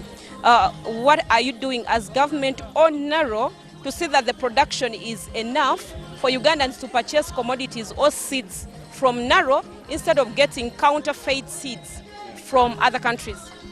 Thank you. NARO, as I'm sure you know, is a government agency. It cannot do business. It cannot sell seed. They produce the foundation seed. But what they are doing is working with seed companies that produce seed, entering into binding agreements to ensure that the seed that is being produced is in the needed quantities, but also qualities. Maybe what we need to do, and this is not just for NARO, but for all of us as a country, counterfeit affects all of us. It doesn't just affect production, it affects our markets globally. Our things are turned away because of counterfeit. And counterfeit is not just in agriculture, it's everywhere. So as a counterfeit fighting starts with the consumer. Because there are laws that are actually in place, but enforcement is the challenge. But enforcement agencies need the help of the users of these technologies. If you go to a seed company or a seed shop and buy seed, and they tell you it's going to germinate in a week or two, and there is no germination whatsoever, what is the mechanism for reporting that kind of company? How many people actually go back and say, you sold me seed, it did not germinate? Demand for receipts, so that when you go and something does not work out, you have evidence that you actually procured seed from that same company. So all of us have to do something about this. It's not going to be government only.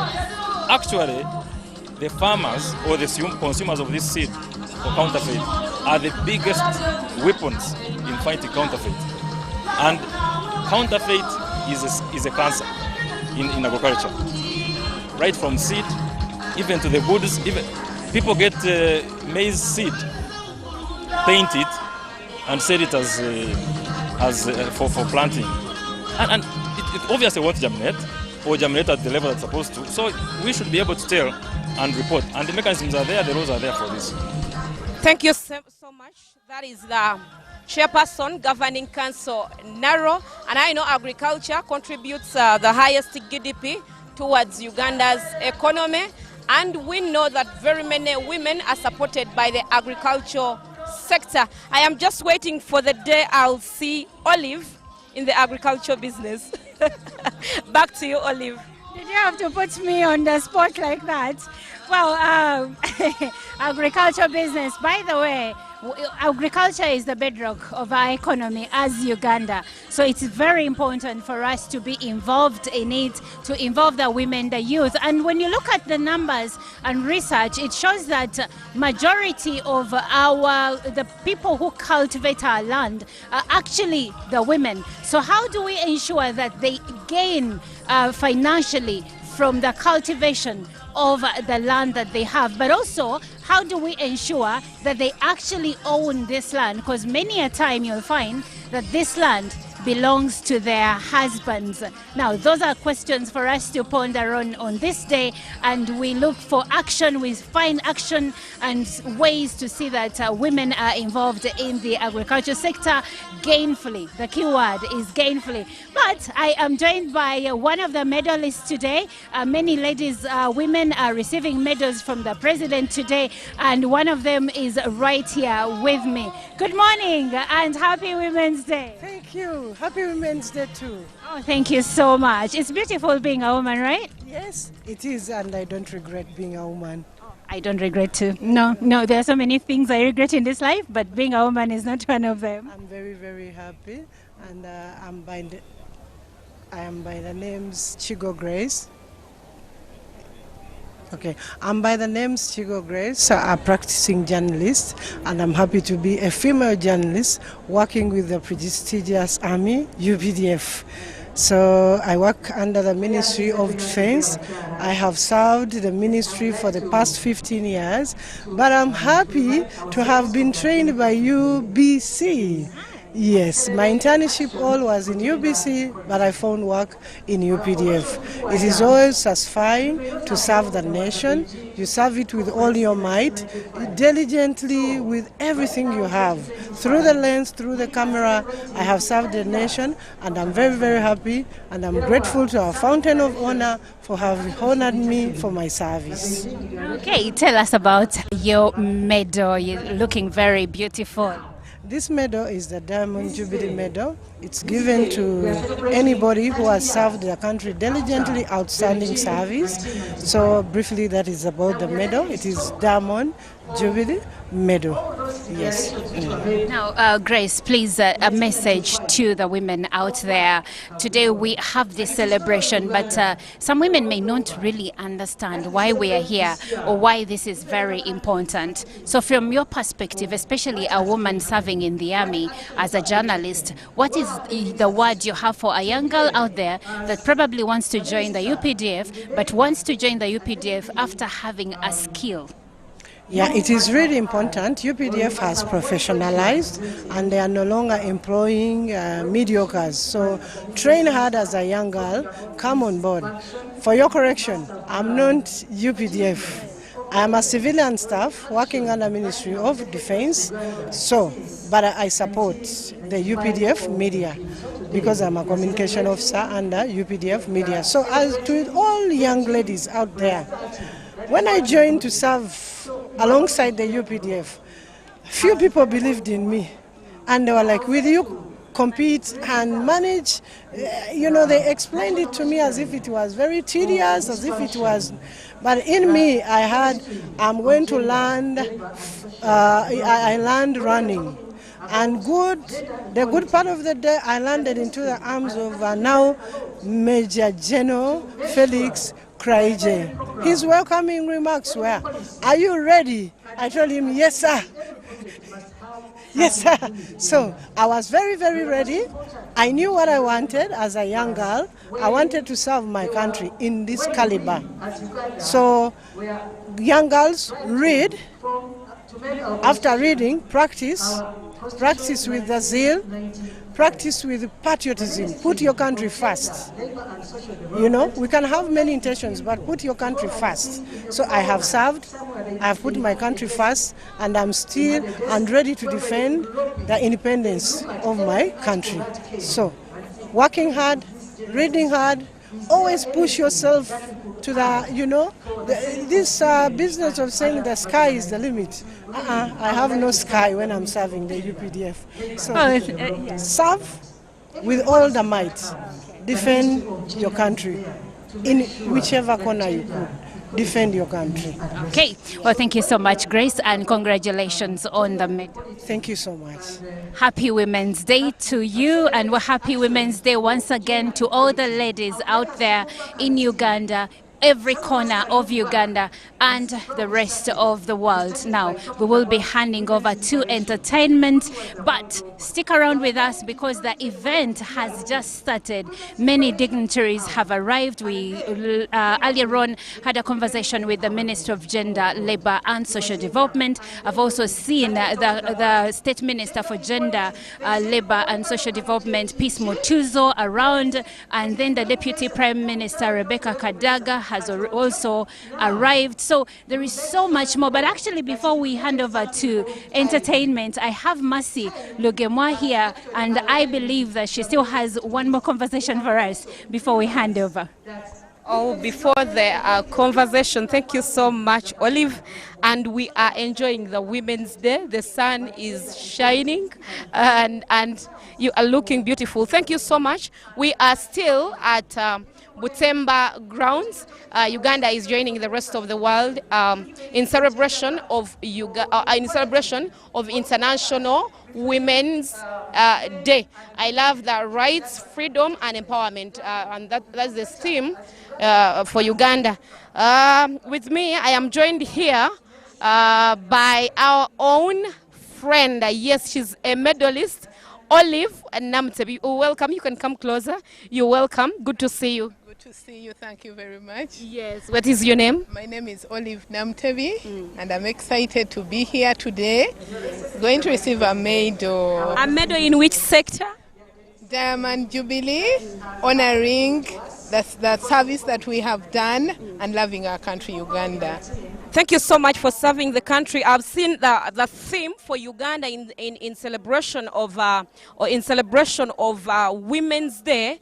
It is on the side of the rights of women, empowerment and freedom. Do we actually have equal rights when it comes to disabilities? I honestly want to thank the government of Uganda. As the disability movement in Uganda, which is over 25 years old, we have leaps and bounds to celebrate. As people with albinism, once never recognized, today receiving a medal, I receive it for the rest of the community. So I'm very excited. What should be done to see that the people in the disability community, their status is elevated, their voice is heard, and they are empowered like any other person? One, we need to empower people with disabilities to speak up, because the government has given us space. There are national special grants for people with disability, there are leadership positions, so it's us to get on board and do what we need to do. One, believe in ourselves, self-awareness, and then we advocate for who we are. We don't have to sit behind. There is a lot of space at the top. We have discrimination in schools when it comes to people in the disability community. Is there any improvement that has been done concerning the reviews and the empowerment that the government has done with its commissions? Unfortunately, in schools, discrimination still happens. And as you may know, there are even special schools for people with disabilities. We are still waiting for the inclusive policy. We hope with that policy, and if it is implemented, we have many policies, implementation is a challenge. Muchala Namutebi singa obadde osisinkanye president essaawa eno ng'oyagala kwogerako naye ku bikwatagana ku kategori y'abantu nga mmwe. Kintu ki kye wandimugambye, bintu ki ebisatu bye wandimugambye nti bino president biteeke mu nkola ku lw'abantu abalinga ffe n'abantu abaliko obulemu eyo abali mu ggwanga? neyanziza nnyo singa nfuna omukisa gw'okumwogerako naye. Ekisooka nani mugambye abalina albinism oba bannamagweya mu Luganda twagala okukuumibwa. Obuzigo bwe tukozesa bwe tuyita sunscreen babutugulire nga gavumenti. Kanseta abantu bangi n'okusomesa abantu nti okubeera ne disability si buteesobola era tusobola. Families tuviira ddala waka okwagala omuntu bwe weeyagala bwe bakwagala osobola okubeera kyonna ky'osobola. Ekirala kye nandigambye omukulu w'eggwanga kutuyamba tusome.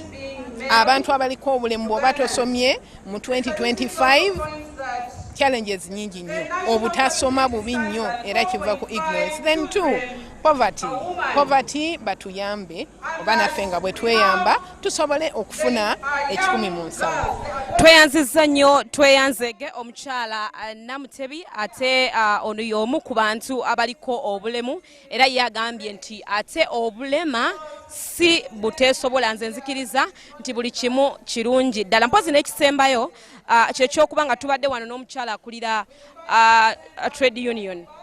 Kiki ekiina okukolebwa okulaba nga obukiiko bwammwe ne trade unions eddoboozi lyammwe eriwulira butereevu ng'abakozi n'abantu ababeera mu Uganda nga muliko obulemu wakati gye tukolera mu business ne mu workplaces ewa. Nze kyeŋŋamba nti twetaaga nnyo okumanyisa abantu kubanga nyinza okuga nti abantu abaliko obulemu tetumanyi kine trade unions gye ziri oba batono nnyo okufa abamanyi nti gye ziri. So okukola synergies ezo ebintu bingi biri the other side. Information unfortunately ewaffe ejja mpola nnyo obutamanya bungi.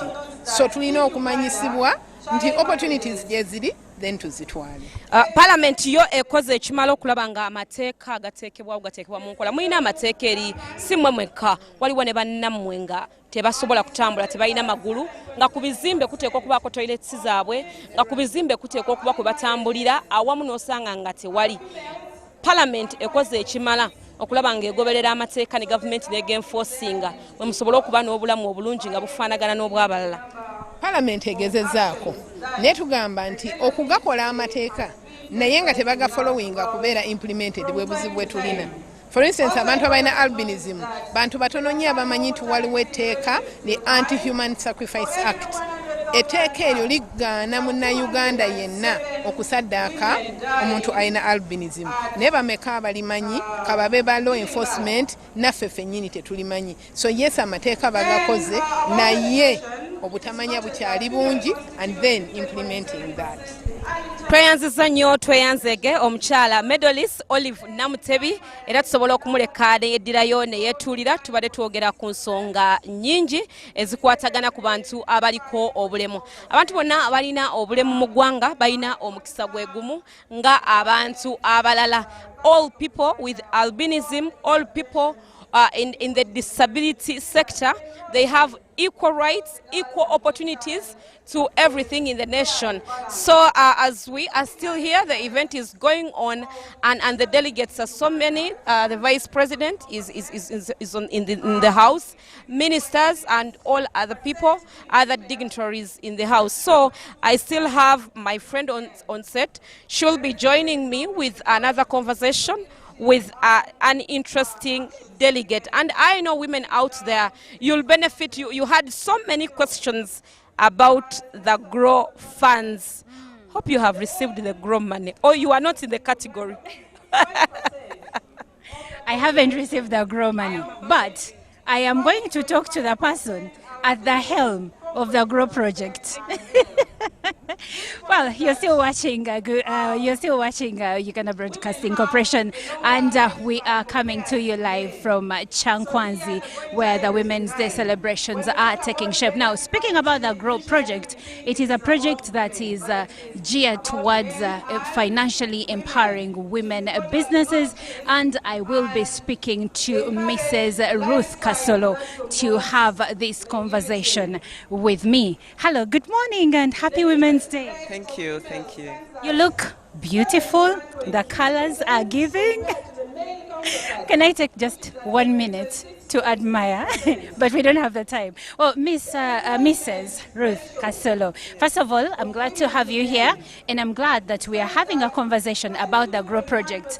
My colleague just asked me if I have received the GROW money, so I think that's where the conversation should start. What is this GROW project? What is this money? Because I've had many speakers talk about it, and I know that you're the person at the helm of this project. So please tell us more about it. The GROW project is an intervention of the government of Uganda with a grant from the World Bank, and it's looking at supporting women, those that want to really advance from being micro to small or small to medium. But it's not only about loans. The GROW project has loans for women, and I think it's the lowest currently on the market at 10%. I am glad that so far we've given 50 billion to women, to 2,175 women in over 80 districts, and some of the women are already there. So for me today, coming here today, when we've given 50 billion, it's a very big achievement. And coming here today when we're already launching apprenticeship for women, because GROW also has apprenticeship for women. The Ministry of Gender has already advertised asking for women that want apprenticeship to be placed in companies, those that don't have are graduates, don't have a job but aspire to go in a particular sector, or some of the women that have employees that want to be put into bigger enterprises. GROW will be able to pay for that 100%. And also training for women, essential skills. We're also putting infrastructure for women. So GROW project, apart from loans, is actually doing a little bit more to assist women in a holistic way. We want to also support women to register their businesses, to have UNBS certification for their products. And I think that this is the time for women. It's really time for women to shine, and the GROW fund, the GROW loan will be available even after the project, because the money we give women, once they pay back, we give it to other women. And I think that is something that the government has done for women.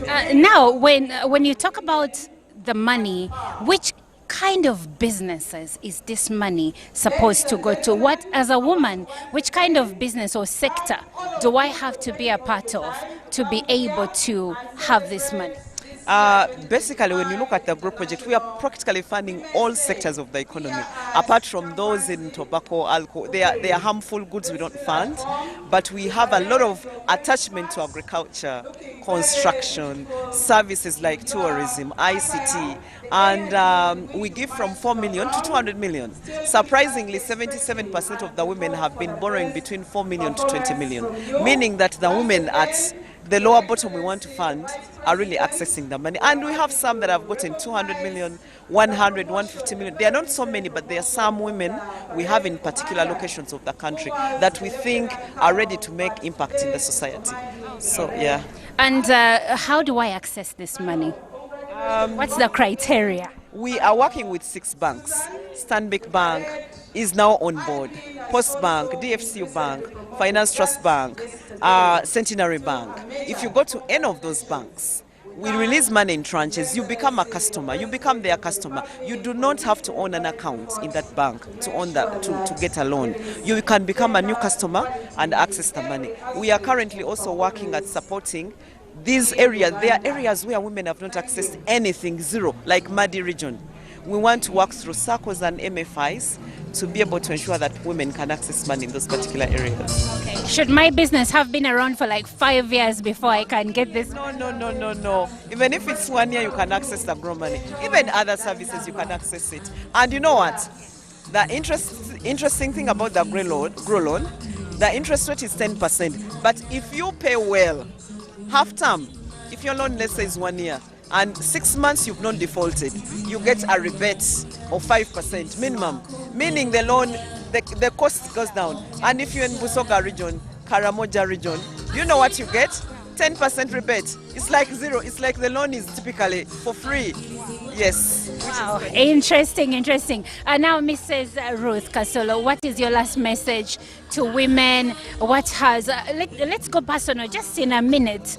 What have you done as a woman to keep yourself brilliant, looking bright, looking beautiful, but also achieving your goals as a woman, career growth and everything? Please give it to us, all of it. We want to hear it. I think what I have to tell women is that be positive. Be positive no matter the circumstances. Love yourself and be focused. even when things don't come the way you want it, you should not lose focus. And always know that everybody that is where you want to be has not gotten things on the silver plate. So once you know that, you can be everything. You can still be a mother and an MD. You can still be a lawyer and also be a businesswoman. When you look at all these women, there's so much, and the main thing I see from them is courage. Once you have courage and you're positive, you know what kills women? It's not being positive, being negative, because we go through a lot. And I think this government has given women an opportunity to shine and thrive. So let us, women who are watching me, let us be able to thrive where we are put as a seed, because it's possible to do it. Yeah. Katalekeka, is marriage important or career is more important?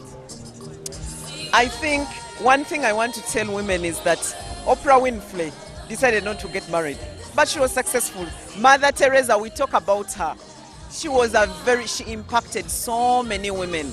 It's according to your aspirations. For me, I think everybody has something they want to aspire to do. It is very possible to be married and have a good career. But it's also possible to have a good career, have no kids, not married, and you're happy and you're impacting lives. We've seen many women that didn't give birth to children that are impacting lives. We've seen many women that have failed in marriages, like Princess Diana. But she's still a princess of people's hearts. So really, don't put those social stereotypes as a woman on yourself. Be what you can be and give the world what you can give. Thank you so much, Mrs. Ruth Kasolo. It's been a pleasure having this conversation with you.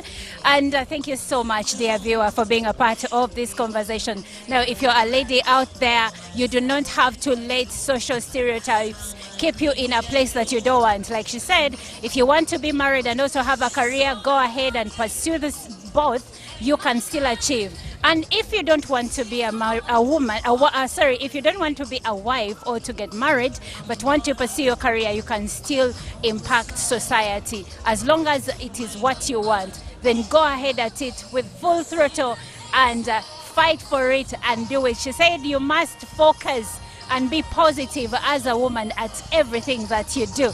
Well, let me hand you over to Mercy Lugemwa. Thank you so much, Monica. We are still doing a live broadcast, coming live from Butemba grounds, and we have so many people interesting. Olive has been having a conversation here. You have heard about Grow Funds and the Grow Project. Hopefully, women, we are going to be inclusive when it comes to empowerment and development issues. Women, we should not be so much informal. Let's go informal so that we develop our families, we make investments, and we be part of the bigger development and investment in the country. I have someone here interesting. I have heard that she is the youngest medalist. She's joining me on set, looking like a queen. Good to see you. Good to see you too. You look very beautiful. Thank you so much. Thank you so much. What is your name? My name is Okelo Sharon Nagenjo. I hail from Oyam district. They know me on social media as the girl from Oyam. The girl from Oyam. If they can see this, they will know that you are a real medalist. How did you get yourself up to this level at this young age? I would first of all say a lot of mentorship by people who have been there before, then the hard work that I put in, and then of course my compassionate heart, because I chose this field that many people probably shy away from at the young age. People tend to want to get into this field when they are a little bit older and they're done with lots of work, then they open up the NGOs and stuff. But I chose to impact lives with my career, earn from impacting lives, but also be able to change the lives of my people in Oyam district and northern Uganda at large. Which career is this one we are talking about? That is women empowerment. You know, the woman is a backbone of a family. So when you empower a woman, you've empowered all. So first of all, I was looking at the young women, especially the teenage mothers, to show them that it's not the end, that much as you have hit rock bottom, there is opportunity to rise again. Now that opportunity is business, that opportunity is financial independence, because right now gender-based violence and all the challenges that we face as women, the biggest contributor is the fact that we don't have money. Because when you have money, you actually have power. But also when you get the money, always make sure that family comes first. Yeah. What is your profession? Professionally, I am a communications specialist. Yeah, I did mass communication, mastered in mass communication, was honored in mass communication and doctorate, yes. So currently you are in which? Currently, I am the Executive Director for Northern Uganda Women's Network for Business Development and also the Executive Director for Triumph Women Initiative. I also ran an online and TV show, Triumph, which tells stories about how women have overcome adversity. A girl from Oyam, what is your view about equality to girls, equality to women, and actually what should be done for ladies out there who are shy to see that they reach your level or even go far? First of all, I'll say it starts from you. Nobody is going to come and approach shyness from you. I will say, I'll give myself as an example, that when you see me, does not mean that my legs are not shaking when I'm talking. When I knock every door for opportunity, does not mean I'm not scared of it. But that's the only option I have. I have to knock that door for the opportunity. I have to request, I have to seek help when I want to. So it starts from me. It's the confidence in me that makes me knock the door, and it's the discipline and the trust that I build with those people that keeps me in that door. So first of all, integrity matters as a girl child, yeah. Is there a Mr. or we should be? Officially, no.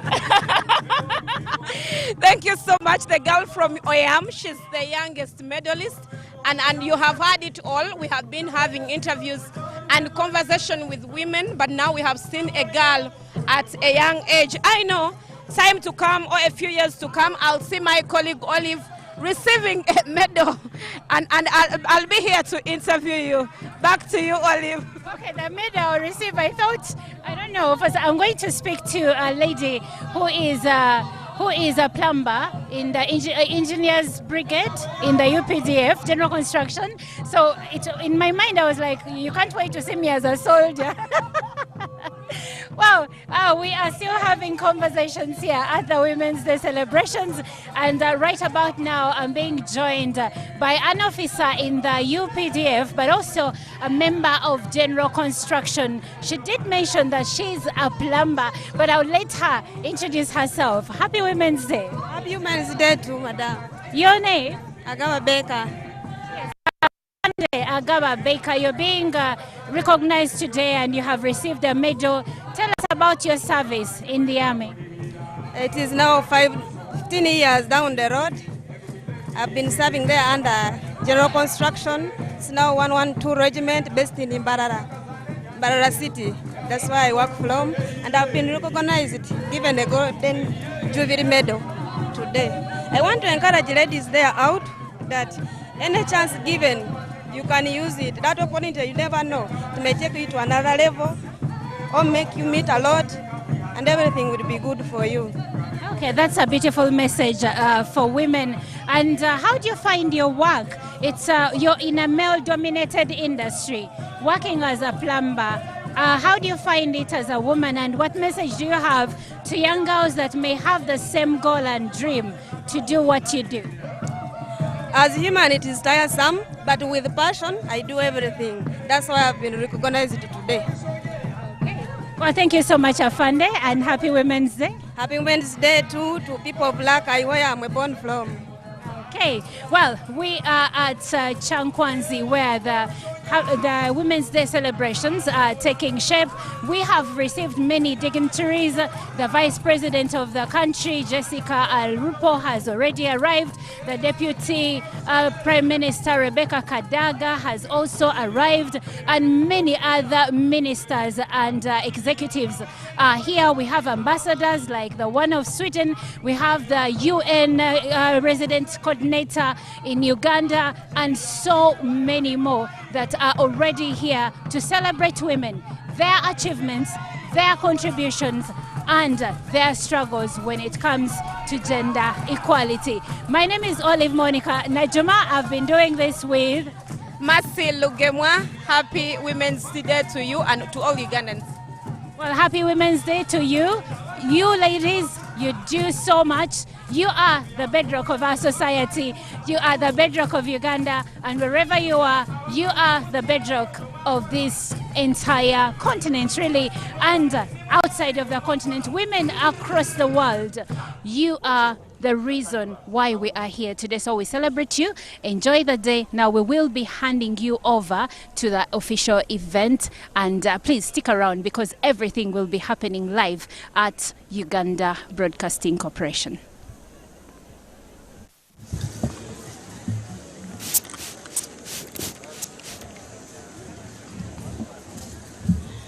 Thank you very much, Htaguru dancers, for this powerful entertainment. I will invite the band.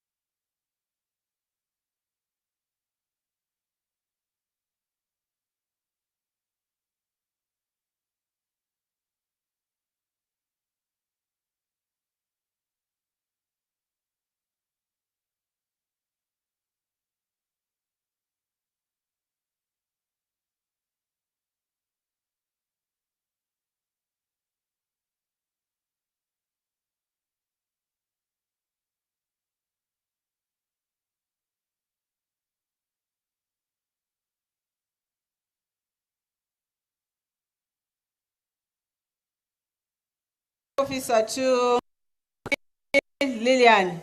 The parade is comprised of 8 guards from the Uganda People's Defense Force, 3 guards from the Uganda Police Force, 2 guards from Uganda Prison Service, and 1 guard from Uganda Wildlife Authority. Anytime from now, His Excellency, the President of the Republic of Uganda, the chief guest of this important function, will be joining us, and the celebration begins officially.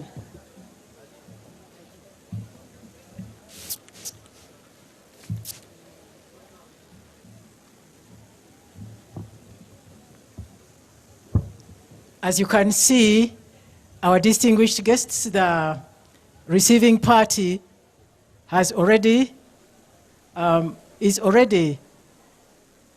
setting up the line to receive His Excellency, the President of the Republic of Uganda.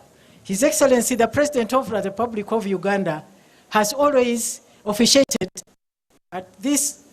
on every Women's Day occasion. He has never let us down. So we would like to thank him, because when we talk about gender equality and when we talk about to accelerate action for gender equality, he has done a lot. Right from the time he was fighting the Bush War,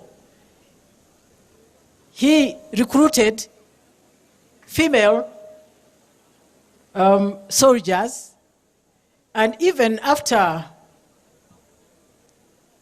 the war, he encouraged the women to join whatever responsibility that the men were holding.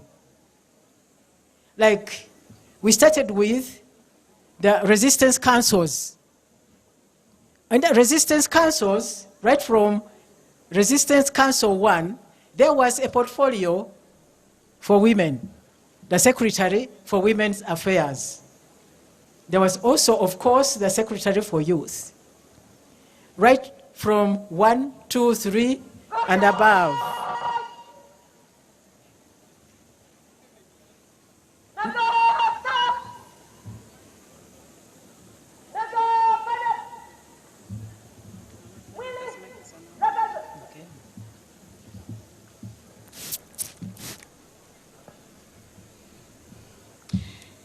Mrs. Abeino Mugisha, who is representing your late husband, Mr. Abeino Mugisha Dozith, you are missing in the medalist tent. You are hereby asked to come to the medalist tent.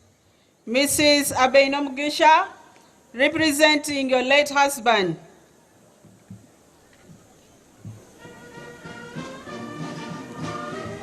Ladies and gentlemen, the time we have been waiting for has come. The chief guest has arrived. His Excellency, the President of the Republic of Uganda.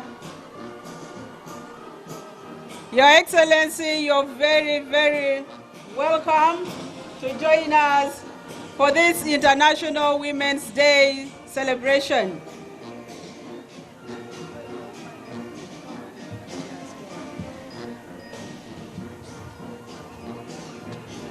Your Excellency, the President of the Republic of Uganda, we are always proud to receive you on an occasion like this.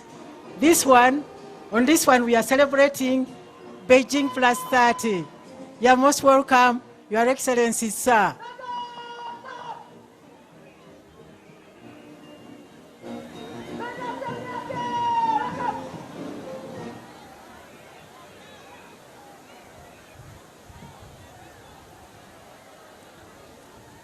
His Excellency the President, atuwubiddeko banaye mumuwubireko bw'atyo nno bw'atwagala tatuwubira na mikono gyokka naye n'omutima gwe gutuwubira. Your Excellency, the President of the Republic of Uganda, you are most welcome. He is going to be received by the VVIPs. He's received by Her Excellency, the Vice President, the National Vice Chairperson NRM, the Minister for the Presidency, the Minister for Gender, Labour and Social Development, the members of SEC, the service chiefs, the Chairperson, National Women's Council. Mama, you are welcome. His Excellency the President has come with Mama, our Mama, Mama Janet Museveni. You know, this is our day and this is also her day. You are most welcome, Your Excellency, and you are most welcome, Mama. Thank you for all the work that you are doing for the nation.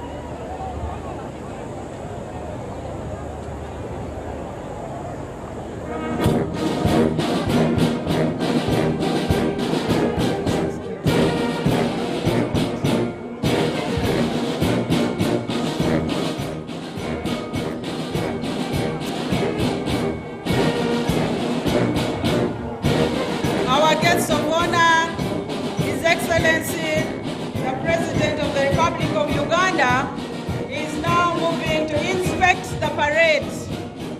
Your Excellency, sir, the parade you are inspecting is commanded by Colonel Susan Mwanga, who you just promoted to this full rank of a colonel just yesterday. Thank you very much, Your Excellency. The parade commander is assisted by Captain Marion Gertrude Alum. The parade adjutant, Your Excellency, is Captain Esther Apieno.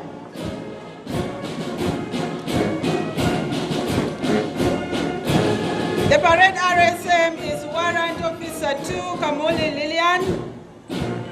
The color party is commanded by Captain Jacqueline Namasawa, together with Lieutenant Lydia Namuwenje. They are assisted by Lieutenant Eunice Nandudo and Lieutenant Sauda Auma. On reserve we have Lieutenant Joan Nakubulwa. The color RSM is Private Lakot Pasca, Your Excellency. The powerful band spicing this parade, Your Excellency, is commanded by Lieutenant Innocent Aloyo from the Uganda People's Defense Force. She is assisted by Inspector of Police Kawambe Grace and Principal Officer 2 Mirungi Ruth from the Uganda Prison Service. The parade admin for this powerful, beautiful parade is yet another recently promoted commander, Major Joan Elias Kamayonza. Thank you so much, Your Excellency, for accelerating growth of women in uniform as they serve. Your Excellency, this parade is comprised of 8 guards from the Uganda People's Defense Force, and guard number 1 is commanded by Lieutenant Brenda Aparo and Lieutenant Joan Kawa. Guard 2 is commanded by Lieutenant Scovia Kevin Akelo and 2nd Lieutenant Lillian Chungo. Guard 3 is commanded by Lieutenant Bira Katayike and Lieutenant Linda Naigaga. Guard 4, the commanders are Lieutenant Rita Kasoma Kauta and Lieutenant Diana Atukwase.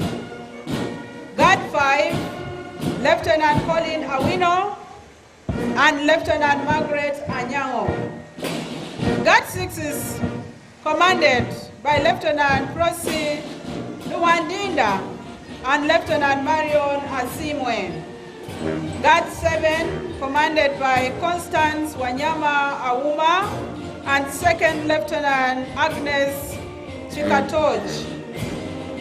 Guard 8 commanded by Lieutenant Monica Lakarabe and 2nd Lieutenant Brenda Kawasomi. Your Excellency, the Uganda Police Force makes 3 guards on this parade, 14, commanded by Assistant Inspector of Police Achen Jennifer and Assistant Inspector of Police Awuma Caesarea. Guard 10, commanded by Assistant Inspector of Police Akulo Christine and Assistant Inspector of Police Nabukwasi Rose. Guard 11, commanded by Assistant Inspector of Police Lamono Christine and Assistant Inspector of Police Makeba Miriam. The Uganda Prison Service makes 2 guards in this parade. That is guard number 12, commanded by Assistant Superintendent of Prisons Victoria Mutonyi and Principal Officer 2 Esther Awori. And guard number 13 is commanded by Assistant Superintendent of Prisons Innocent Amito and Principal Officer 2 Susan Abu. And then guard number 14 is from the Uganda Wildlife Authority, which is commanded by Lieutenant Angom Oliver and Lieutenant Adokoraj Kevin.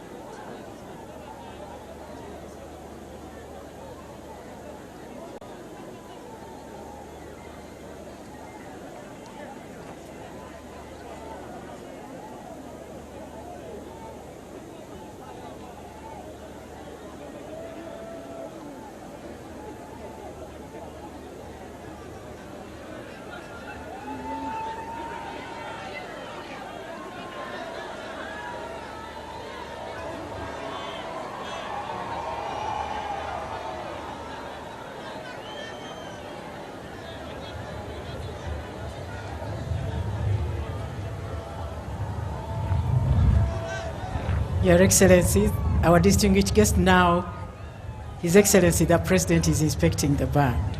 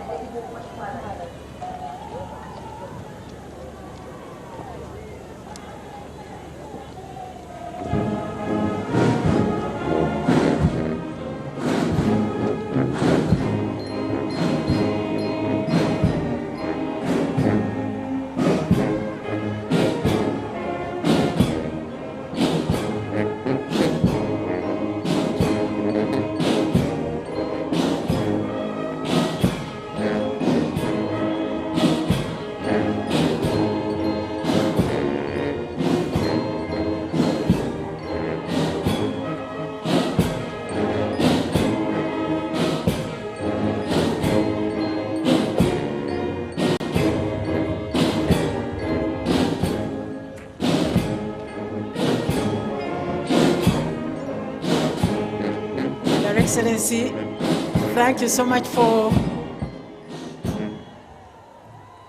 being in touch with the parade and the band. Now, Your Excellency, now.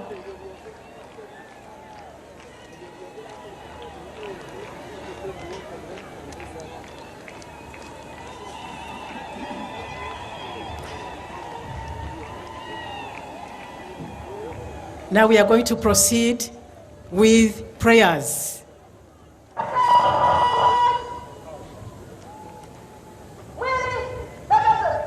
Thank you. Thank you, Parade Commander. Your Excellency, now we are going to proceed with prayers. We have got today the ladies who are going to lead prayers, as we have had the parade. That whole parade, all the guards are by female. Yuabazukuru, all those are Yuabazukuru who are ladies.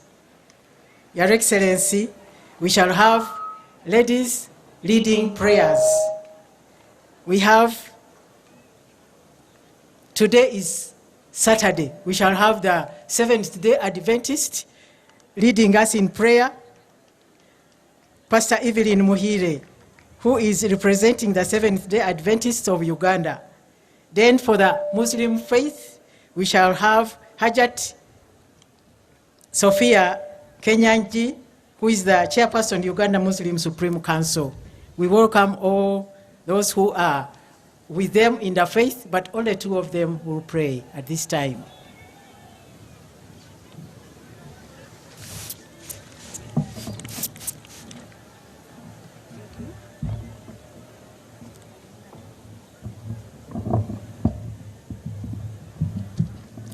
Your Excellency, the President of the Republic of Uganda, all protocol observed. I am Evelyn Mohile of SDA Church Union in Uganda, standing in for Mrs. Lilian Mugrea. Let's bow our heads for that prayer. Dear Heavenly Father, glory and honor be to your name. The Bible says in Psalms chapter 1, verse 1, blessed is the man who walks in the steps of our Lord. On this day, Lord, we commit all women everywhere. Lord, help each of us to be capable, intelligent, and virtuous women, faithful, diligent, generous, and spiritually strong. May your love and kindness always be in our hearts and on our lips. Help us to be loving and excellent wives to our husbands, and also help us to reflect your love to our children and our parents. Give us the wisdom as to manage our homes. We pray for single women, young women, mothers, grandmothers, and especially for women who are feeling hopeless. The burden they carry is too heavy. They need you truly. They need your strength, peace, and joy to fill them up. We pray for protection over their families. Heal them and restore them. Help us to be faithful to your call. Dear Lord, we acknowledge the different programs the government has put forward to uplift the women financially, like parish development model, Grow Women, Operation Wealth Creation, among others. Hence, reducing on poverty levels among our families, through women starting up small businesses and managing them well.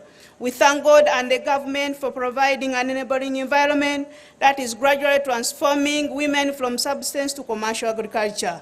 We believe that God understands our feelings, hopes, fears, and all our physical, mental, emotional, social, and spiritual needs, and that is his promises are true.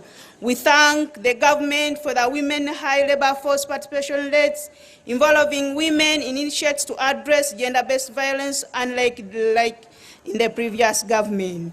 I also dedicate in a special way our dear President of this country, His Excellency Yoweri Kaguta Museveni, for his leadership to this nation. He has put women in change in big offices. Lord, let ladies prove to you and our Creator and the nation that we are good servants. If we are trusted, the nation can achieve more and more blessings to our country, Uganda. In a special way, I also dedicate our Honorable Amongi Betty, the Minister of Gender, Labor and Social Development, for the great work and service to this nation. Bless her as she's serving. In a special way, Lord, I also dedicate all the UPDF people in your hand. They are doing great work, most of the ladies, for the great work they are doing to our nation. Bless them and also bless their families as they are serving. Furthermore, our God, bless all the religious leaders who are here and all those ones who are not here who are serving you in this country. Let them do their work in accordance to your word. Bless this function as we celebrate our existence as female gender. I've prayed, believing and trusting the mighty name of Jesus Christ. Everyone say amen. Amen for God and my country.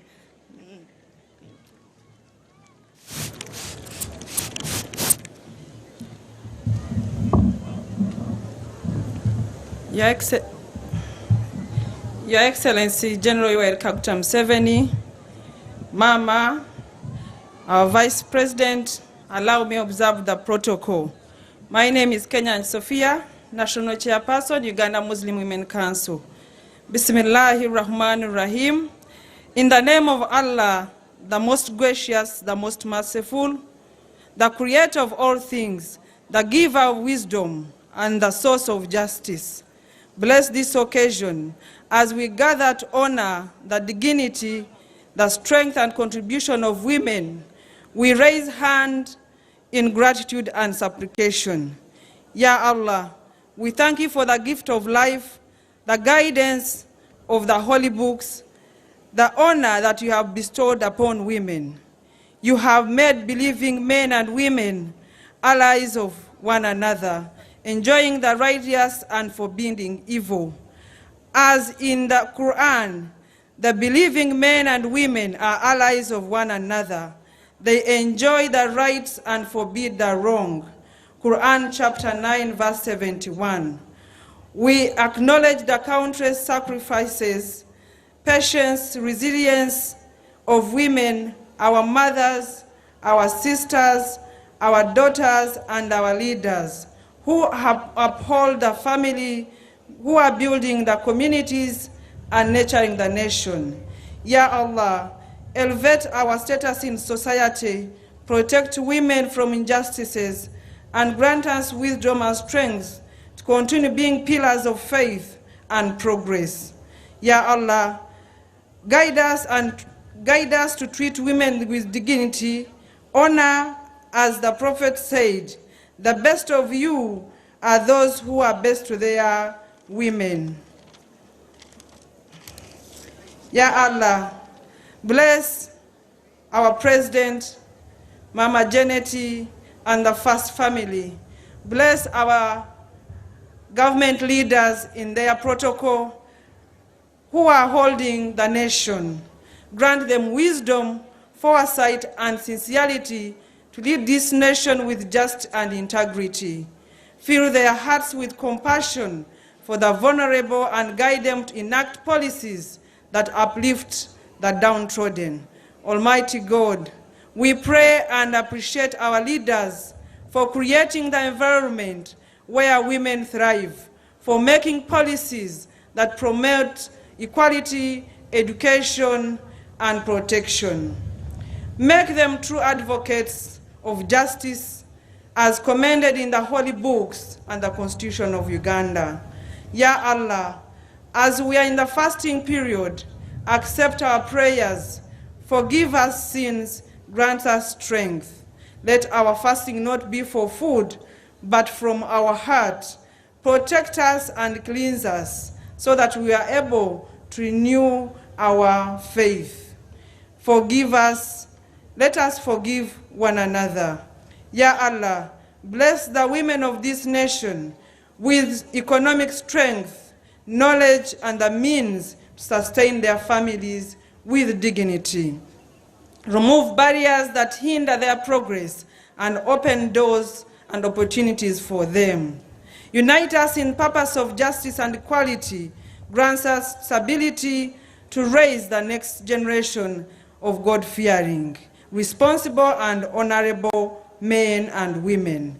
Let this gathering be the witness of sincerity. We pray for the sick. We pray for those who are not having good life. We pray for collective efforts that may endure prosperity for all. We pray and appreciate our President's efforts that have uplifted and empowered women for socio-economic transformation that we see in Uganda. We pray for peaceful election ahead of us. Uphold the government programs that empower our women. Amen. For God and my country.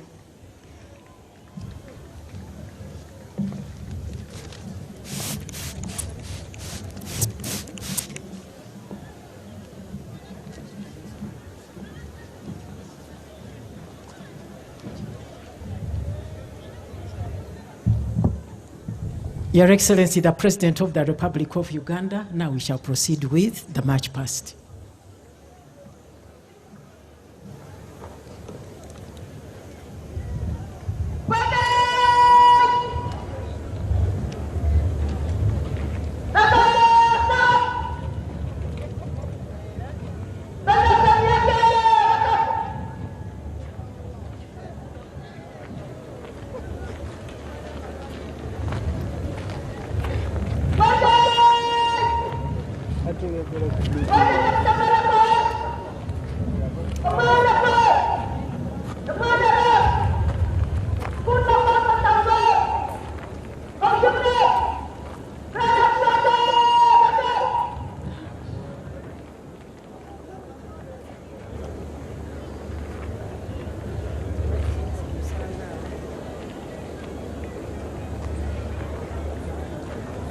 Your Excellency, that is the performance of your girls. In Kiswahili, wajukuu wao.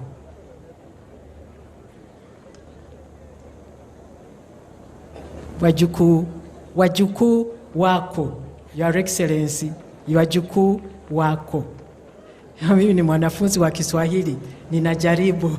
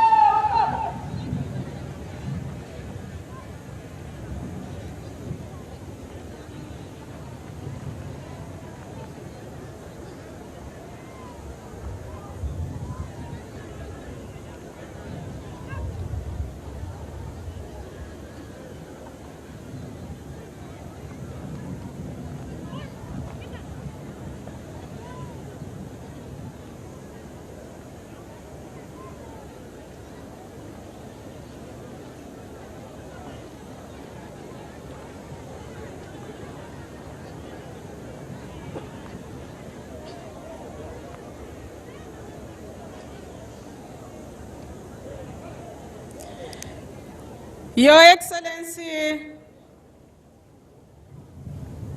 General Yoweri Kaguta Museveni, our guest of honor for this celebration. This marks the end of the parade. The color party is now being picked.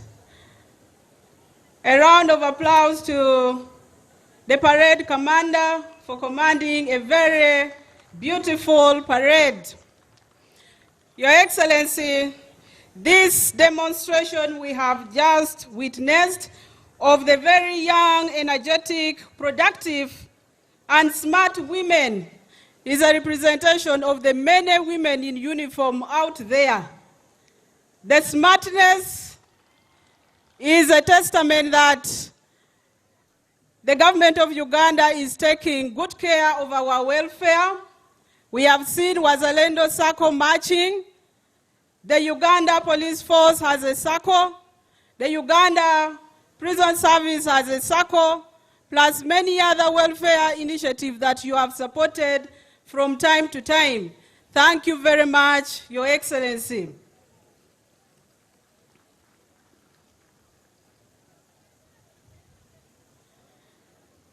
Once again, I want to pass our sincere appreciation to Your Excellency that in this parade you recognized and promoted just yesterday 3 officers, including the parade commander who came to Chankwanzi as a lieutenant colonel, but she is walking away from here as a full colonel. That is Colonel Susan Mwanga.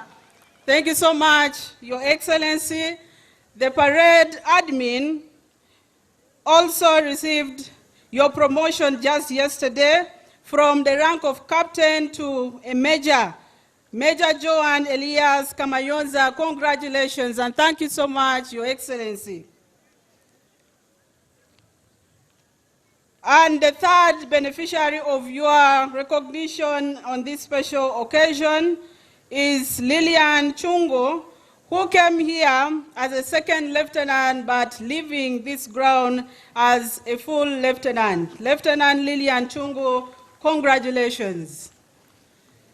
So the energy we have witnessed here is a full testament that women are ready to perform and will always perform. You bring us to the field, we shall perform. Back to office, we perform. So the color party is leaving.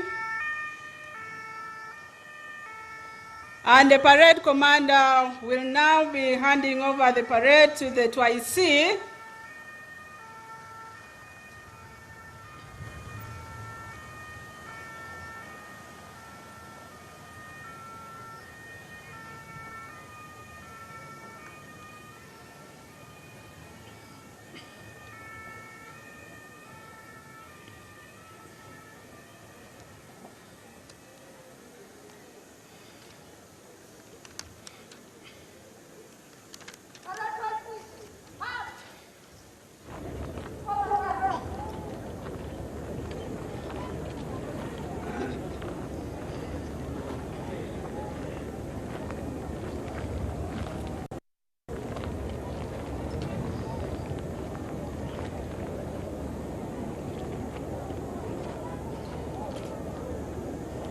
The parade I see taking over command of the parade is Captain Marion Gertrude Alum.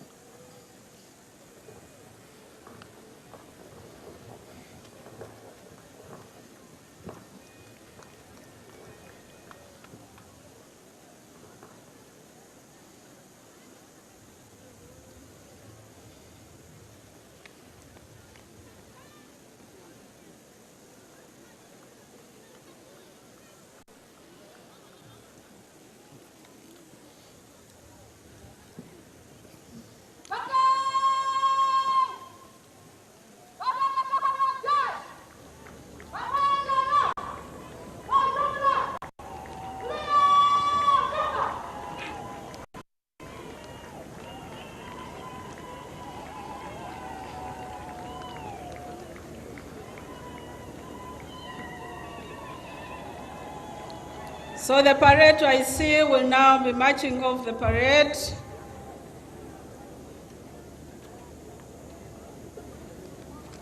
Your Excellency, once again for your recognition, the parade adjutant who assisted the parade admin to organize this beautiful parade is Captain Esther Athieno, and the parade RSM is Warrant Officer 2 Kamuli Lillian. The color party was commanded by Captain Jacqueline Namasawa, together with Lieutenant Lydia Namuwenje. They were assisted by Lieutenant Yunjis Nandudu and Lieutenant Sauda Auma.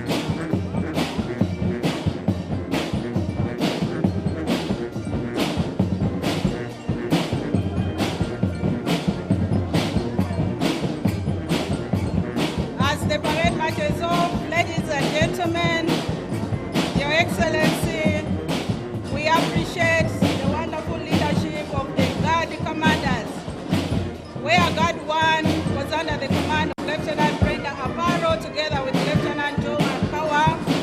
Guard 2 was commanded by Lieutenant Sylvia Kevin Akelo and the recently promoted Lieutenant Lillian Chungo.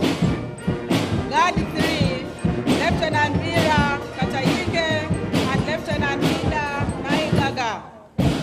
Guard 4, Lieutenant Rita Kasoma Kauda and Lieutenant Diana Atkwasi.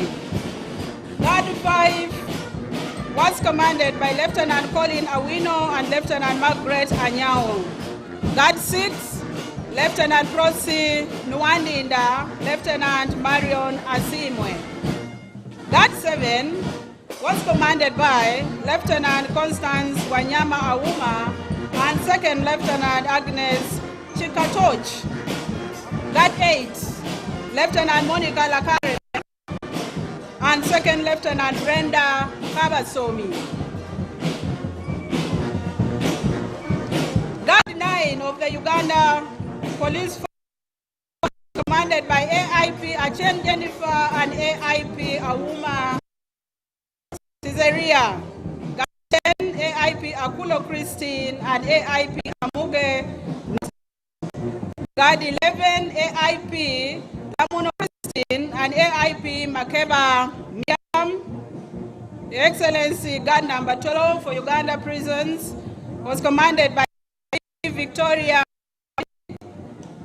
and PO2 Esther Awori, Guard 13, ASP Innocent Amito, Officer 2 Susan Abu, of the Uganda, Lieutenant Angom and Lieutenant Adon.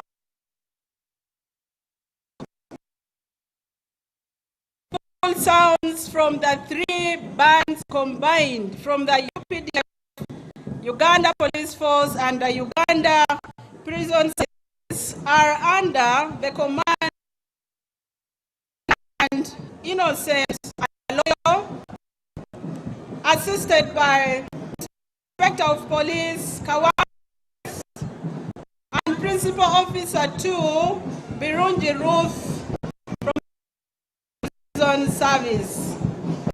Parade admin, you did a good job.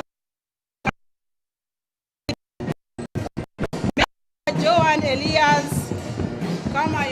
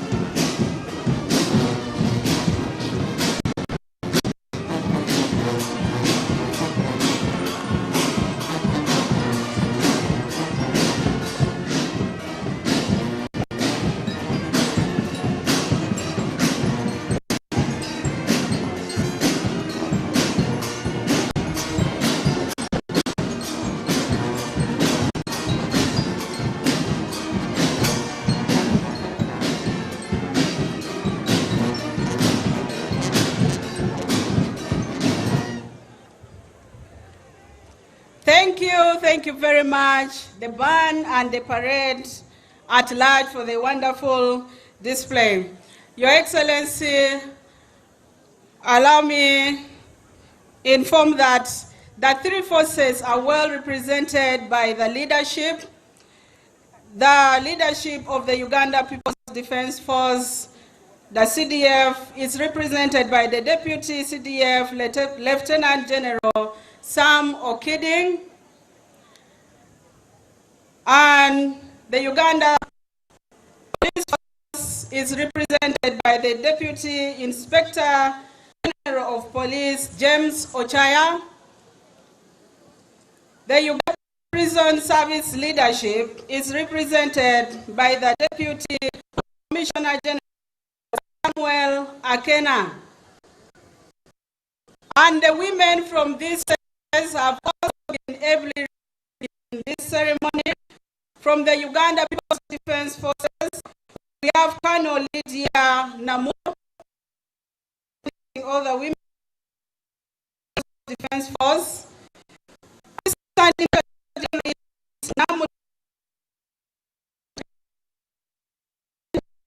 Uganda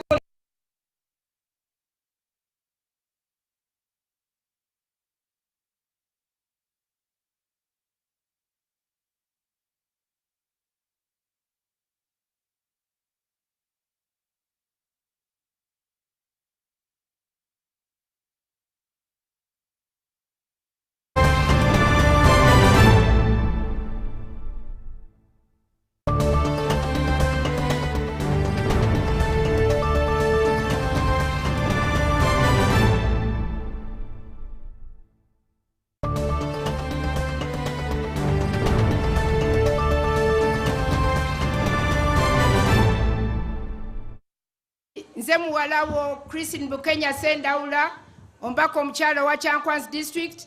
Tata tukwebaza, webale kutwagala n'otuwa olunaku luno obeere naffe. Webale nnyo, webalire ddala. Webale taata, era ndowooza olaba essanyu ery'eggwanga lyonna nga liri wano e Chankwanzi. Kkiriza Your Excellency wabeerewo abakusanyusaamu ate nga bigenda mu maaso.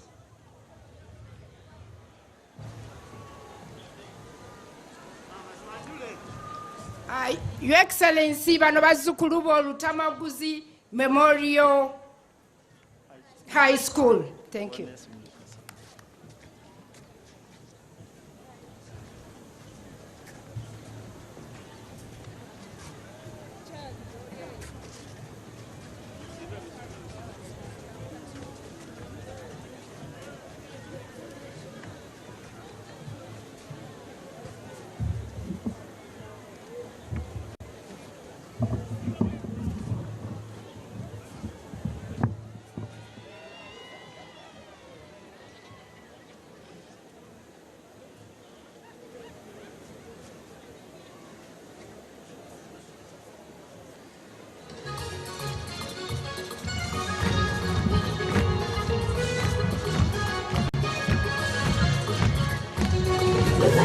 Memorial, one decimal Mukasa, Omenkano Kano, yes, on Gankunu, Mutegama Tundente, Elomiako Mandaluri, Kubalia, Kosawacha, Wetembe, Elabatico Miabantu, Nefuga, Ejogonosi, Kayokere Chikanyabo, Nakatesa Vichilas in Bebigasa, oh, Mami, Wayokere, Litazimba, Yetali Wabura, Nael Yakama. Kachitokele Musei wali Yakazelaka Kachabachala Kupaka Fina Elabantu Malutima Kachile Muhafude Akasente Kachibafuna Pijeme Zakula Nenioka Omekano Kanaba Chala Jasamba Feme Mulanga Tukuye Chidanga Chabanga Mucha Kachabachala Pema Yele Mama Chala Pena Musitu Kela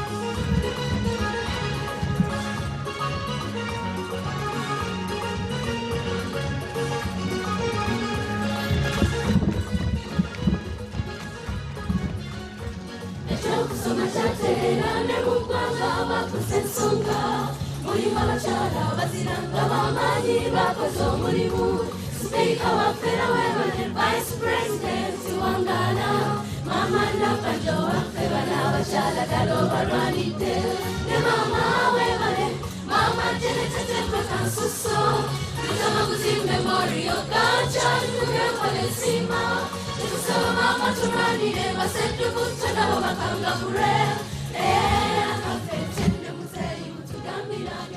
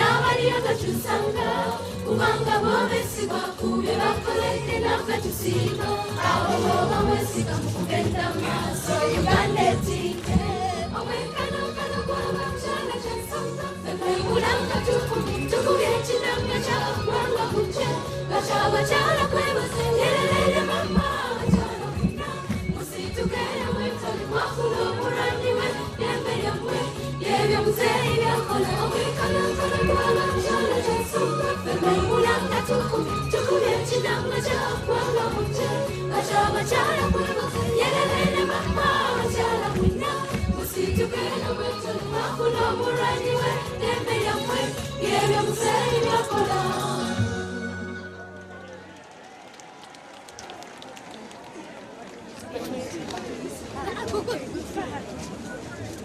Rachel.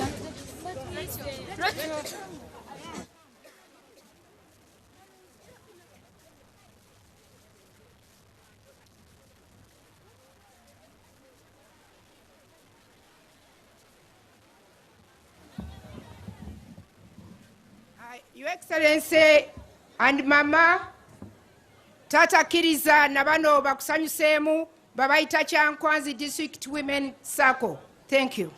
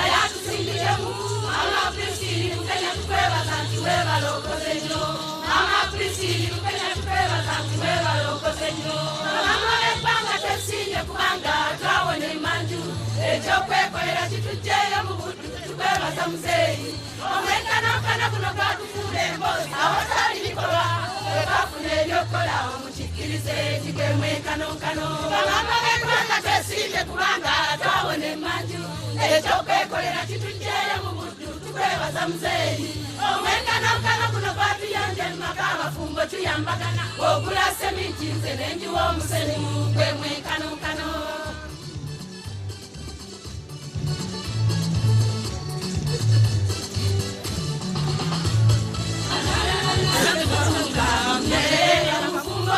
omwenkanonkano kunaabawo okutanga tonyeredde mu bufumbo ate bw'oba ofunye akasente okwasizeeko n'omwami wo esente y'ekikani gigobe otuukirire mu mwenkanonkano tetusaba abakyala oba omikoze ebitwange twafuna obwogerero naye ate waliwo ebibulamu kati ng'ensako y'abakyala akasente tukozesa muzeeyi tukusaba otwongeremu esente zetufuna ntono ddala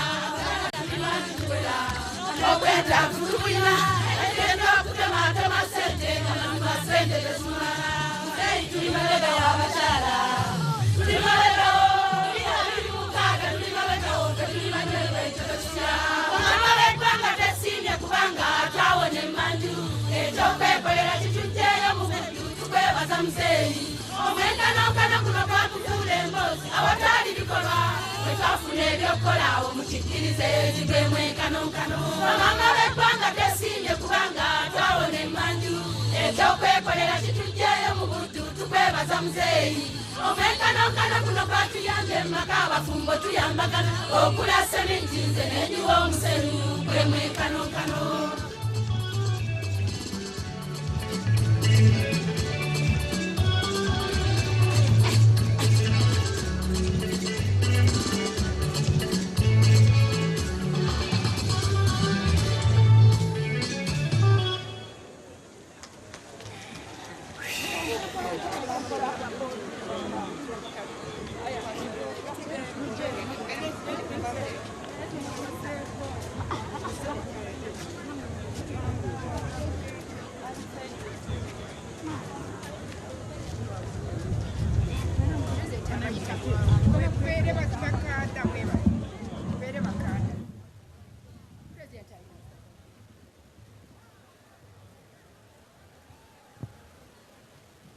Your Excellency and Mama, tubebaza okulaba nga mukkiriza abantu bano okubasanyusaamu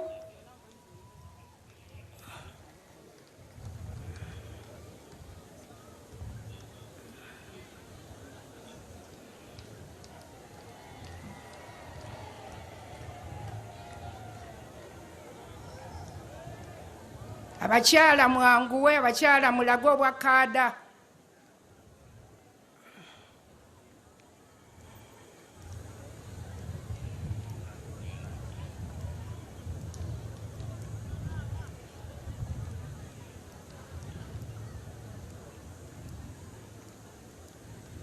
Your Excellency, ffe mbudde buno nga bannakyankwanzi nga Uganda yonna ezze okukuza olunaku lw'abakyala ekyankwanzi tusiima busiimi obudde bw'otuwa ng'abakyala. Your Excellency, Mukama akutuweera omukisa okuziza abakyala okuva gavumenti yaffe wejjajja mu buyinza 40 years ng'oli ku mukyala. Gavumenti yo, Your Excellency, etuukiriza omulamu gwa mwaka guno accelerate action for gender equality kubanga buli wamu okwatawo Your Excellency. Weebale nnyo weebalire ddala tusiima taata ffe weetulinga abakyala otumanyi tetuyina we tukyukakyuka era tusiima taata ebigenda mu maaso.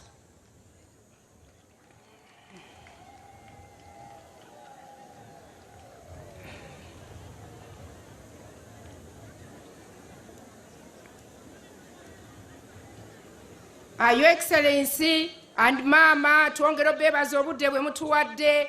Your Excellency, nkubuulira ebimu ku bisanyusa abakyala b'ekyankwanzi nti wano mu neighborhood nga 1 kilometer twafunye health center 4 nga police za gavumenti we ziri. Tukwebaza taata tate ettaka ly'ekiyuni ly'omanyi obulungi mukyala alonda Nyakayirima lyalimu tukwebaza nti wamusasuddeko biliyoni 4 naye katulinde naffe ab'Ekyankwanzi tulabe ku byapa byo ng'ettaka ly'ekiyuni gayaza liwedde taata nyongera okukusaba nti tulinaanye oil roads wano tulinaanye Kikuube tulinaanye Hoima tulinaanye Abanyirira ne Kyankwanzi taata tuwulirize enguudo zaffe taata zisobole okufaanana ez'Ekikuube taata Bukwiri Nali olukubo lyeryo Bukwiri Ntwetwe ekkubo lyeryo Masodde Ntwetwe Nkoko ekkubo lyeryo Musaalaba Kabaale ekkubo lyeryo taata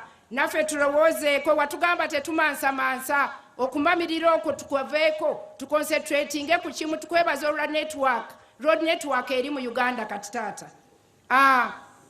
taata abakyala abo boolabye twebaza maama maasogo yatuwa millions 5 Women's Day wedde era yesaakoyo maama gy'olaba watugamba tukole banka era banka twagitanga yesaako eyo sente twazitandika mu banka your dream bank Mama Janet is in Kyankwanzi. Be proud of it. Era mama kasito balabye ebidiridde bibyo.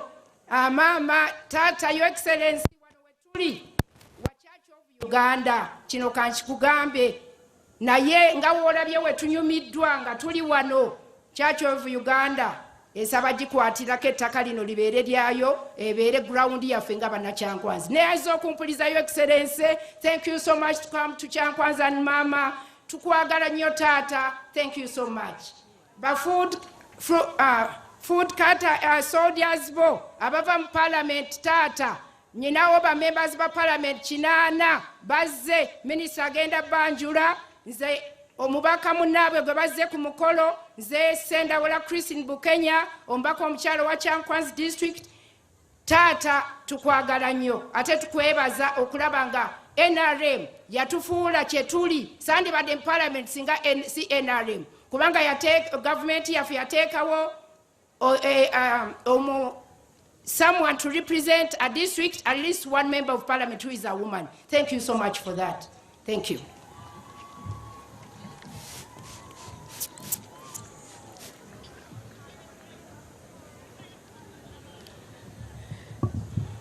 Your Excellency, I am Superintendent of Prisons, Stella Salome Ato. I work as the officer in charge of the Uganda government prison, Luzira Women. Your Excellency, here on this occasion, I am on duty as Assistant Director of Ceremonies. You're most welcome, Your Excellency.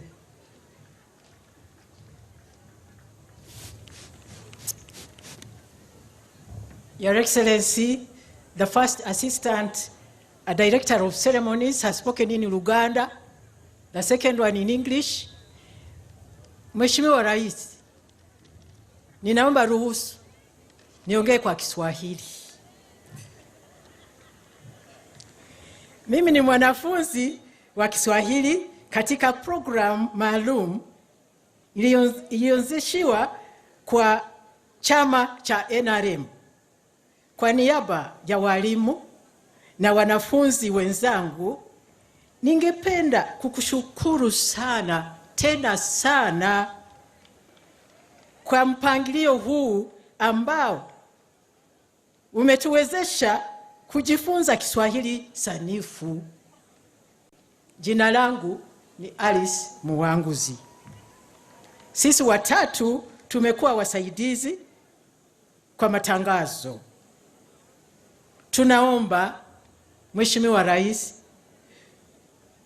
kumkaribisha mkuu wa shughuli za sherehe Daktari Mutuzo Peace Regis aendelee na matangazo. Asante sana Mheshimiwa Rais.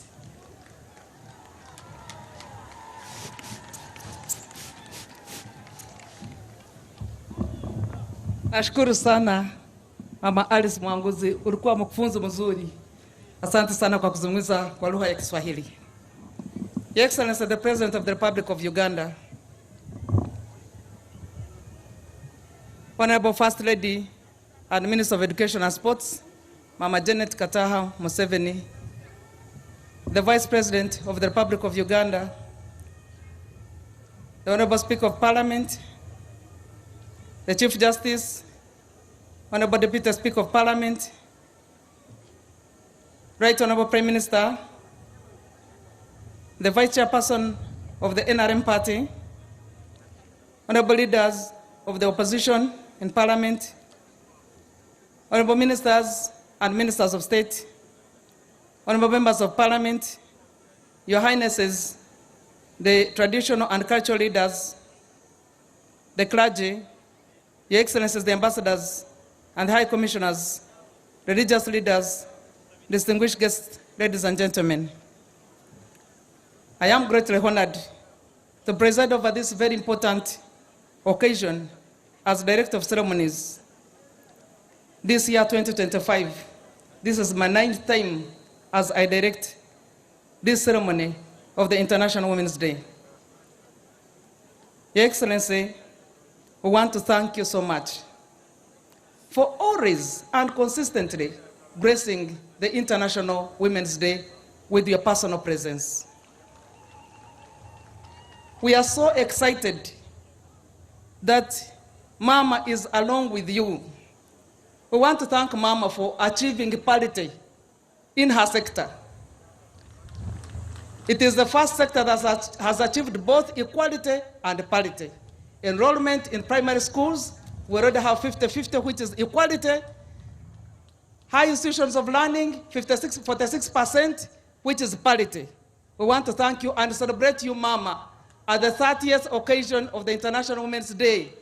At least we have something to talk about. Even the Beijing in New York, which are indicate that in some sectors, including education, we have already achieved equality. Your Excellency, it's a great honor for us to attend this International Women's Day. It is a landmark event because at 30 years, the whole world is now reviewing the steps we have made to achieve the Beijing Platform for Actions indicative measures, which are about 12. But we are pleased that, Your Excellency, it was easier for Uganda because you did not only ratify, but you domesticated even before we went to the Beijing. Uganda had already recognized women because of the NRM revolutionary ideology, where you indicated that every woman should be allowed the freedom to participate in every sector of social, economic, and political development.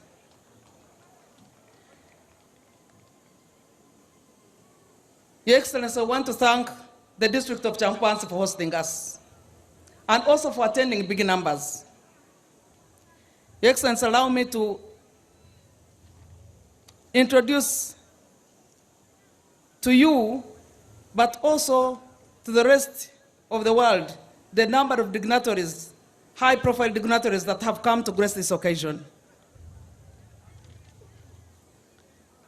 Your Excellency, allow me to introduce the First Lady to the rest, because for you came with her. The First Lady and Minister of Education and Sports is here in person. Akarura bachara.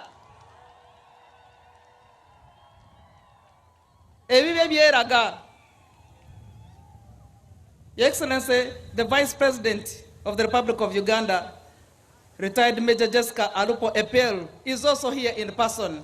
We love your vigilance. Your Excellency, the Vice Chairperson of the NRM Party, Alhaji Moses Chigongo, is here in person. Abachara mukubira akaruru. Your Excellency, the First Deputy Prime Minister and First Vice Chairperson of the NRM Party, the Right Honorable Rebecca Kadaga Aritwara, as a mama. Your Excellency, the Third Deputy Prime Minister, Honorable Rukia Dakadama, is also here in person.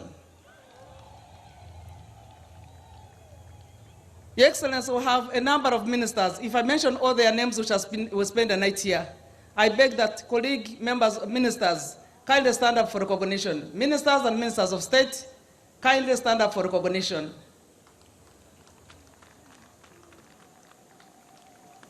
Your Excellency, the members of parliament are here in numbers. Like the woman member of parliament indicated here, that 80, I would wish to request that they stand in person because I cannot mention the names of all the 80 people here. I beg to request that you stand and be recognized in the category of members of parliament. Thank you so much for coming in big numbers. Your Excellency, the members of the diplomatic missions are also here. The members of diplomatic corps, kindly stand up for recognition. Thank you so much for gracing this occasion, and you have always been there. There are many senior commanders, men and women in uniform. I beg that they stand up in recognition, for recognition. The senior commanders in uniform, thank you so much for coming. I want to recognize the chairperson of the Women Council, Madam Farida Chibowa. At the same time, recognize the presence of all the chairpersons of the Women Council. Stand up for recognition. Thank you so much for coming. Thank you for taking your space, because without you, we would only be speaking for you, but your presence indicates that you really love what you are seeing. There is a big network of visionary women. Visionary women, it's a big delegation, but it is led by none other than the Vice President of the Republic of Uganda and Madam Aritwara Kadaga, the First Deputy Prime Minister. Thank you so much for coming. We have residents of Chankwanzi community. Sibarekayo bananga be Chankwanzi muri rudawa. Wonawe muri akaruru. Na emikono waguru. President Muragobo wagiza presidenti. Mwebare nyo kujja. Never neighbor all invited guests. We want to thank you so much for coming. The district chairperson and the leadership of Chankwanzi constituted the national or the district organizing committee. Wherever you are, we want to recognize you. The Pan-African Women Organization, I saw Grace Caballo. We want to thank you so much for coming and always showing presence.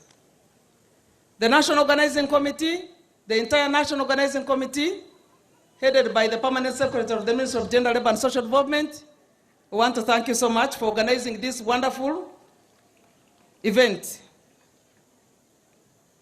The agenda chairpersons who have also come, trekked a long way, we recognized them, and I'm sure they will also be coming here shortly. I saw a number of university students with a big delegation from Makerere University. Wherever you are, stand up for recognition, but take note that we have recognized your presence. We have cultural leaders who have attended this important occasion in person. And Your Excellency, remember that you have always encouraged cultural leaders to think about gender equality. And there are those who have represented the others because they have already indicated that all negative social cultural practices will be done away with. And I want to recognize His Royal Highness Obara Robert, the King of Bugwe, His Royal Highness Engineer Michael Odong Okune, the Wanyachi of Lango, His Royal Highness Retired Colonel Martin Ayong Kamya, the Omdingia Wawamba, His Royal Highness Isabaruri Sabarongo Mwatansi Mwogezi, who is also the chairperson of Uganda Kings and Cultural Leaders Forum. His Royal Highness Jude Mike Mdoma, the Umukuka Wawa Masaba Babugisu. I want to recognize the Bishop Jacob Ateirweho, the Bishop of Nyoro Kitara Diocese, who is representing His Grace Dr. Stephen Kazimba Mugaru. Right Reverend Dr. James Bokomeko, the Bishop of Betiana Diocese, is also here in person. Can I recognize Dr. Patricia Achan, the Deputy IGG, who has also graced this occasion? Can I also recognize the Head of Service, Madame Lucena Chove Mbonye? Dr. Topista Wenene, the Deputy Head of Service, thank you so much for the job you're doing.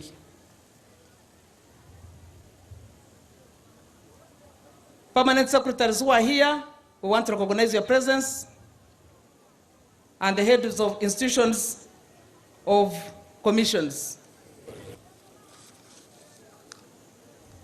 I'm also informed that we have the presence of the women who have been serving in the missions. Many of them came back to celebrate with us this International Women's Day. I also want to recognize the presence of the Central Executive Committee members of the NRM. I saw Honorable Lidi Wanyoto and others. We want to thank those members of the Central Executive Committee, all of you who have attended to grace this important occasion for the women of Uganda and for Uganda's progress in the struggle to achieve gender equality and women empowerment. As we join the rest of the world to celebrate the International Women's Day, we have chosen to focus on the national theme, Accelerate Action for Gender Equality. The International Women's Commemoration always brings much joy for us as Uganda, men and women, boys and girls.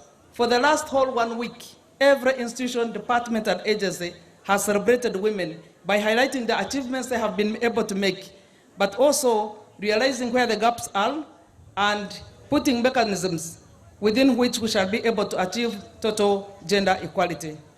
We are happy to come together to celebrate and recognize the contribution of women to national development as we celebrate the progress that we have all witnessed that has been made over the years to empower women along with other members of the households, including boys and girls, the youth, the person with disabilities, and elderly persons.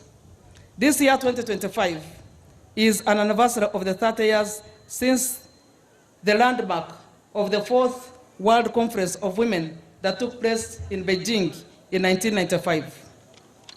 This conference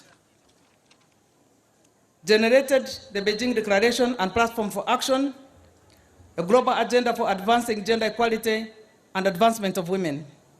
30 years since the Beijing Platform for Action was enacted, Uganda has taken big strides forward to bring about the improved status of women in economic well-being, health, education, leadership, and access to services. For the many achievements, we say thank you, Your Excellency, Yoweri Kaguta Museveni, and the entire NRM government, which puts trust in the women of Uganda to walk this journey of peace, prosperity, socio-economic transformation. Asante sana, asante sana, asante sana. We thank you always for your visionary leadership.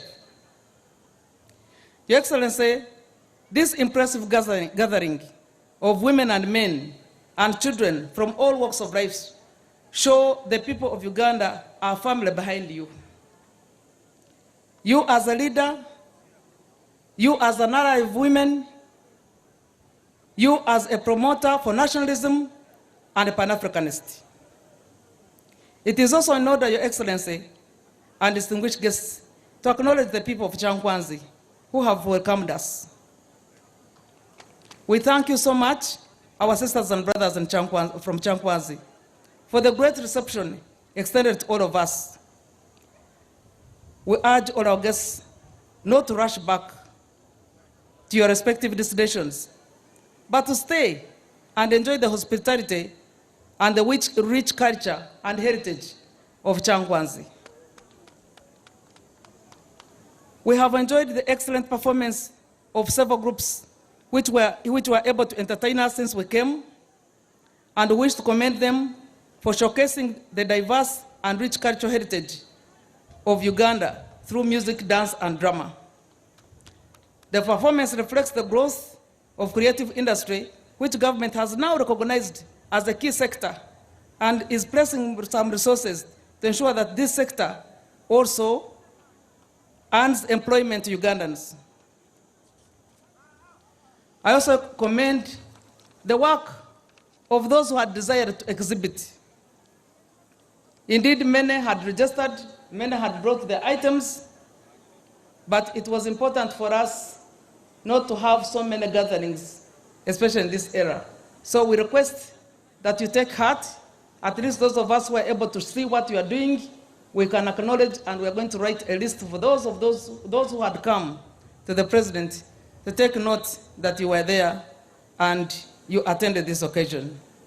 Our dear guests, please ensure that you can buy something from the people behind there who were ready to exhibit, because we don't want them to go back with their stock as it came. We are grateful for the presence of everyone, physical and those online. Your Excellency, this event is being viewed online, and we have many journalists that have been covering us and had highlighted this occasion. So it is the only occasion that is happening in Uganda right now. Everybody is viewing the International Women's Day. Once again, I wish everyone present here and all those who have joined us online, on television and radio, a very happy and joyful International Women's Day. It's now my singular honor and pleasure to invite the chairperson of the Women's Council to come and make her remarks as we celebrate the International Women's Day. Madam Farida Chivoa, the space is now yours. Please come quite fast to the podium.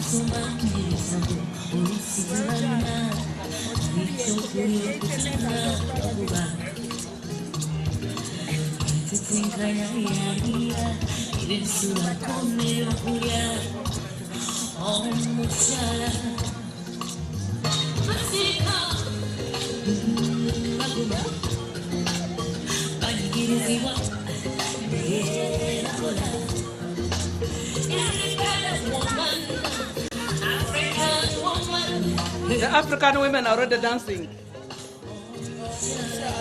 You know how they walk gracefully.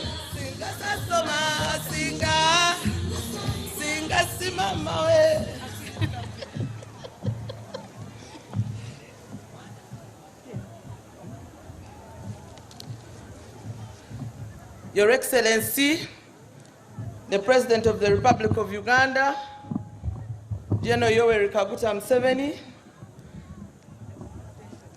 who is also the chairman of the NRM party, Mama, the First Lady, Mama Wegwanga Lino, who is also the Minister of Education and Sport,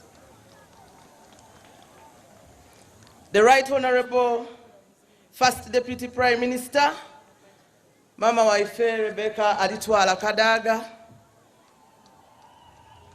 the Third Deputy Prime Minister, Hajat Rukia Nakadama Isanga, the National Vice Chairman of the mighty party, NRM, Alhaji Moses Chigongo, cultural leaders and religious leaders, honorable ministers and ministers of state, ambassadors, permanent secretaries, officials from the ministries, departments, and agencies, all invited guests, but in a special way, the women leaders from all the districts of Uganda. Ladies and gentlemen, Your Excellency, on behalf and on behalf of all the women of Uganda, I take this singular honor to thank you and Mama for joining the women of Uganda and the rest of the world to commemorate this International Women's Day here in Chankwanzi, Bukwiri Church of Uganda Primary School. Muzei, before I begin, there is a team here that I work with. That is the National Executive of the Women's Council. Let me take this opportunity to invite them to introduce themselves. Thank you. Your Excellency, the President of the Republic of Uganda and Mama, the First Lady and the Minister for Education, the Vice President, all protocol observed. I greet you in the name of the women of Uganda, for we are created by you and empowered by you. I am a woman, Linda Agnes, the woman member of Parliament for Lira, but also the Vice Chairperson for the National Women Council. Thank you so much for gracing our occasion. Your Excellency, all protocol observed, Mastula Namatov is my name, the Chairperson, Kamuli Women's Council, and the National Publicity for the National Women's Council. We are grateful to see you today. As the women of Uganda, we are delighted that you're here. Thank you. Your Excellency, and our beloved Mama, I am Akwi Nora Robina Mugisha, the Chairperson of the Women Council of Nakapiripiri District, at the same time the National Treasurer of the Women Council. We are so happy to be in Chankwazi today. God bless you. Your Excellency, I'm Kichoncho Brenda, Secretary, Female Affairs, National Youth Council, and also the youth representative at National Women Executive. Mama, I want to thank you for mentoring us, especially the young women, and also guiding the women of Uganda. You're a true example of a true woman. We thank you and we love you so much. Thank you very much. Mzee oi! Mzee oi! Thank you so very much. Your Excellency, we have a member on the executive who is also a minister in the Ministry of Gender, Honorable Asamo. She represents women with disability in the Women's Council. Allow me also, Your Excellency, in a very special way, to recognize and appreciate our sisters, the women in the uniform. We thank you so much. Thank you for representing us very well. For those of us who failed to join the forces because of some reasons, but we do not take your being there for granted. Thank you. You make us proud. Your Excellency, my name is Hajat Farida Chibowa. I'm the Chairperson of the National Women's Council of Uganda, but I am also the Chairperson of Kayunga District. I came with a team from Kayunga. The women leaders from Kayunga are there. I also want to introduce myself as the Speaker of the Second Women's Parliament that was held on the 3rd March 2005. Your Excellency, we have lost a number of women in this country in the last few months. One of them is our own, the former Member of Parliament for Nakasongola, Honorable Komhanj Margaret. By the time we came, she was the Chairperson of the Gender Committee of Parliament. We also lost Honorable Babadidi, the former Member of Parliament for Koboko. But we also lost our chairpersons, the Chairperson of Karenga District Women Council, and Natuk Emma Emily, and just recently we have lost the Chairperson of Busia District, Honorable Taka Florence. So it is at this point that I request that we stand and observe a moment of silence for our fallen sisters.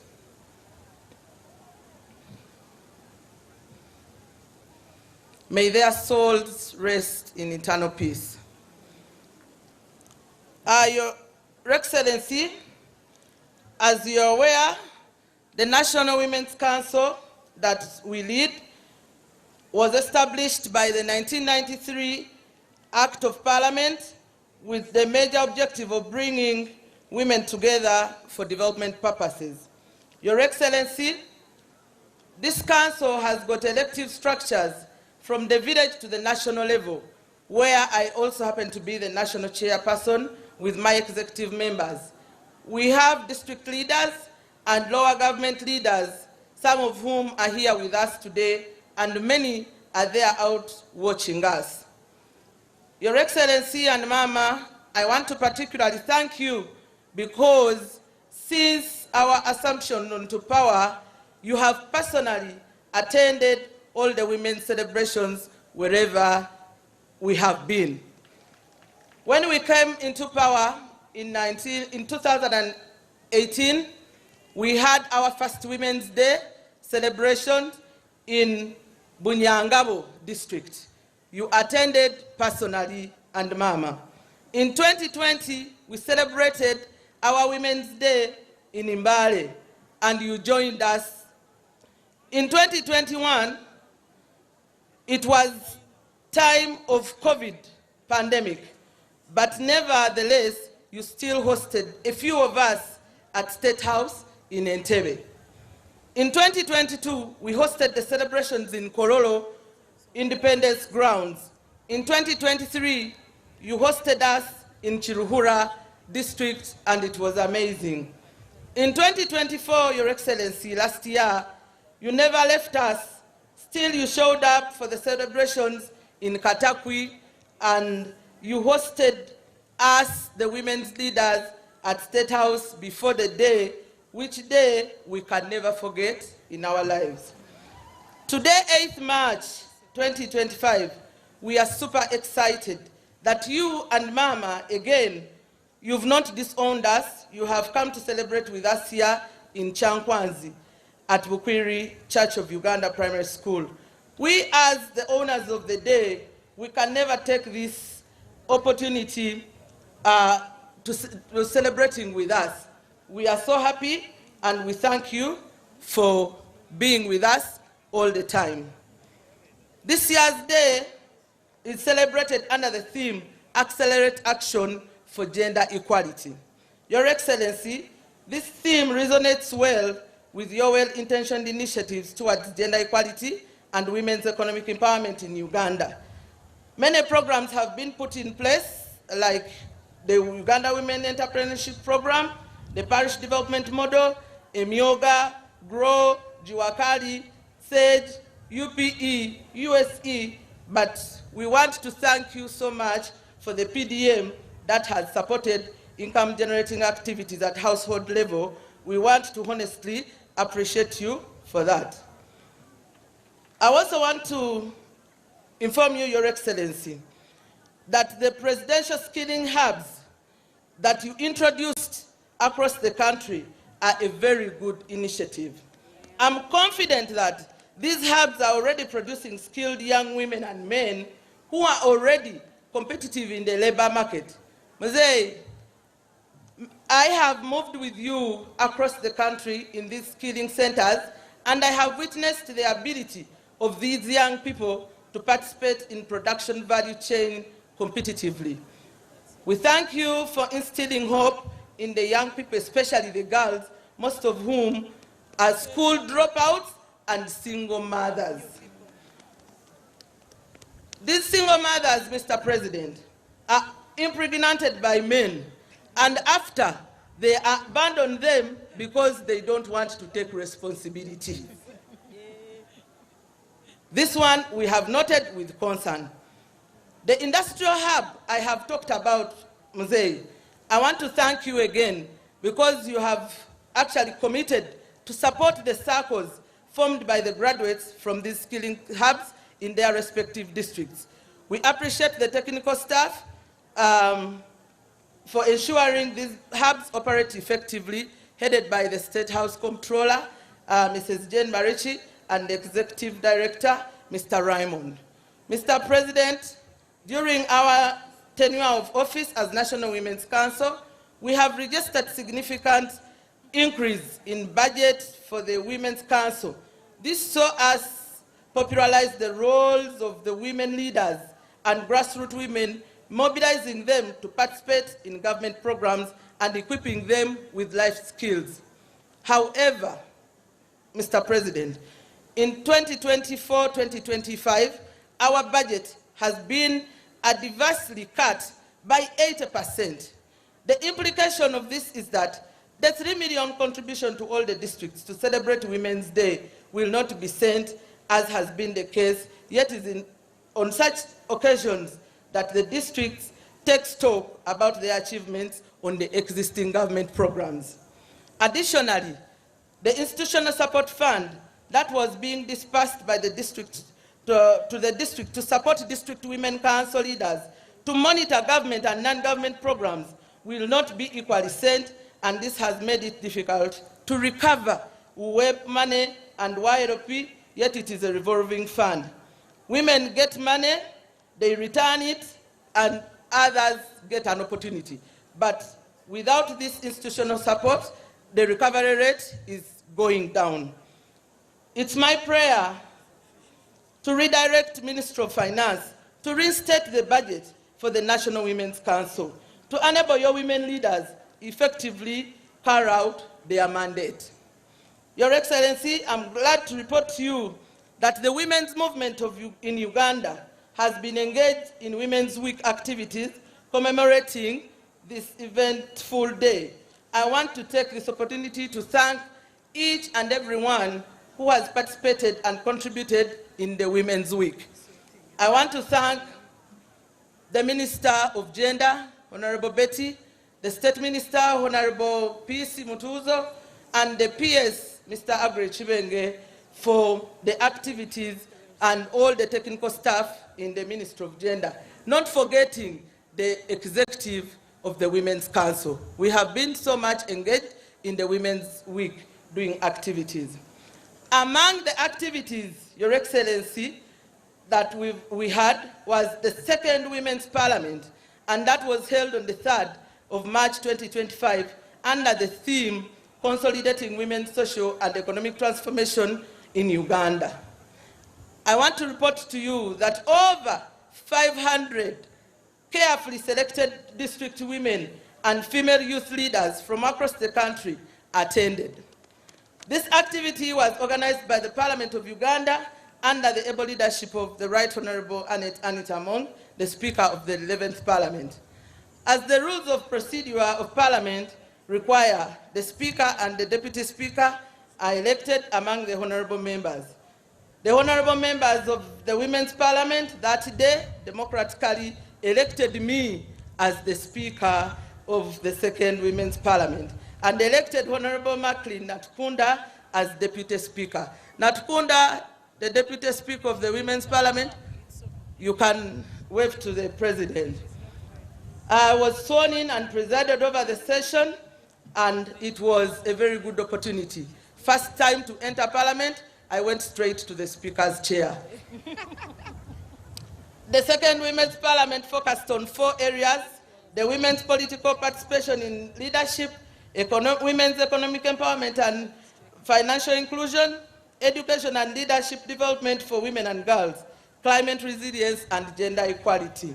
Throughout the debate, it came out clearly that all ministries, departments and agencies, and financial bodies, private sector, civil society, organizations should work collaboratively to ensure that women's empowerment, economic empowerment, remains a national priority to sustainable development and inclusive growth.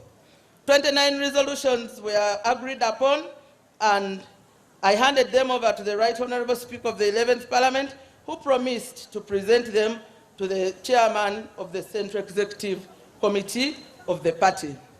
At this point, I also want to really appreciate Right Honorable Anita Among for the opportunity accorded to the lower grassroots women leaders of Uganda who attended Parliament that day. As I conclude, Mr. President and Mama, despite the progress, challenges still exist that require intentional interventions. Reports indicate that some husbands are denying their wives the opportunity to participate in economic empowerment programs such as the WEP, and women end up missing the opportunity of improving their lives.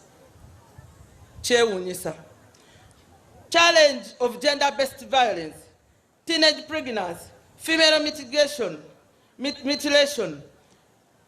and child marriages persist in most of the parts of the country, which undermine the gains and made in terms of women's empowerment. It is important that these issues are addressed to further advance gender equality in Uganda. Finally, Museveni, as we prepare for 2026 general elections, it was resolved by the women that 2026 general elections, you still remain our choice as the president of this country. Women, oye! Museveni, oye! Thank you so much. We want to wish you, Your Excellency, a safe stay here, and Janima says when we are going back. The women leaders have been here for a week since Monday, but they said they cannot go back up country without welcoming you here in Chankwanzi. 180 women are here ready to receive you, Museveni. They came from all over the country. Thank you. May God bless you. We love you as our father and the champion of affirmative action.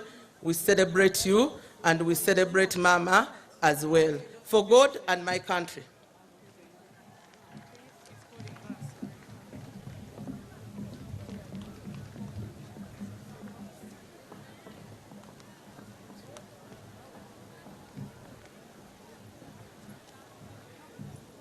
Thank you, Madam Chairperson of the National Women's Council.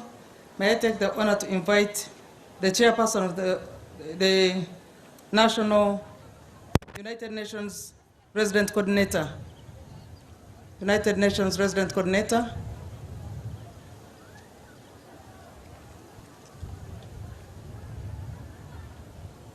I wish you can make it here briefly and quickly.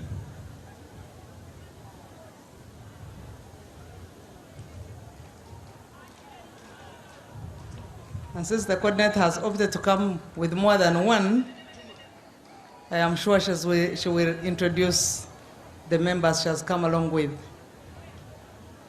Madam Chiwango, kindly make a bit faster steps like cadres of the women movement who are moving towards equality so that we can get there as fast as possible.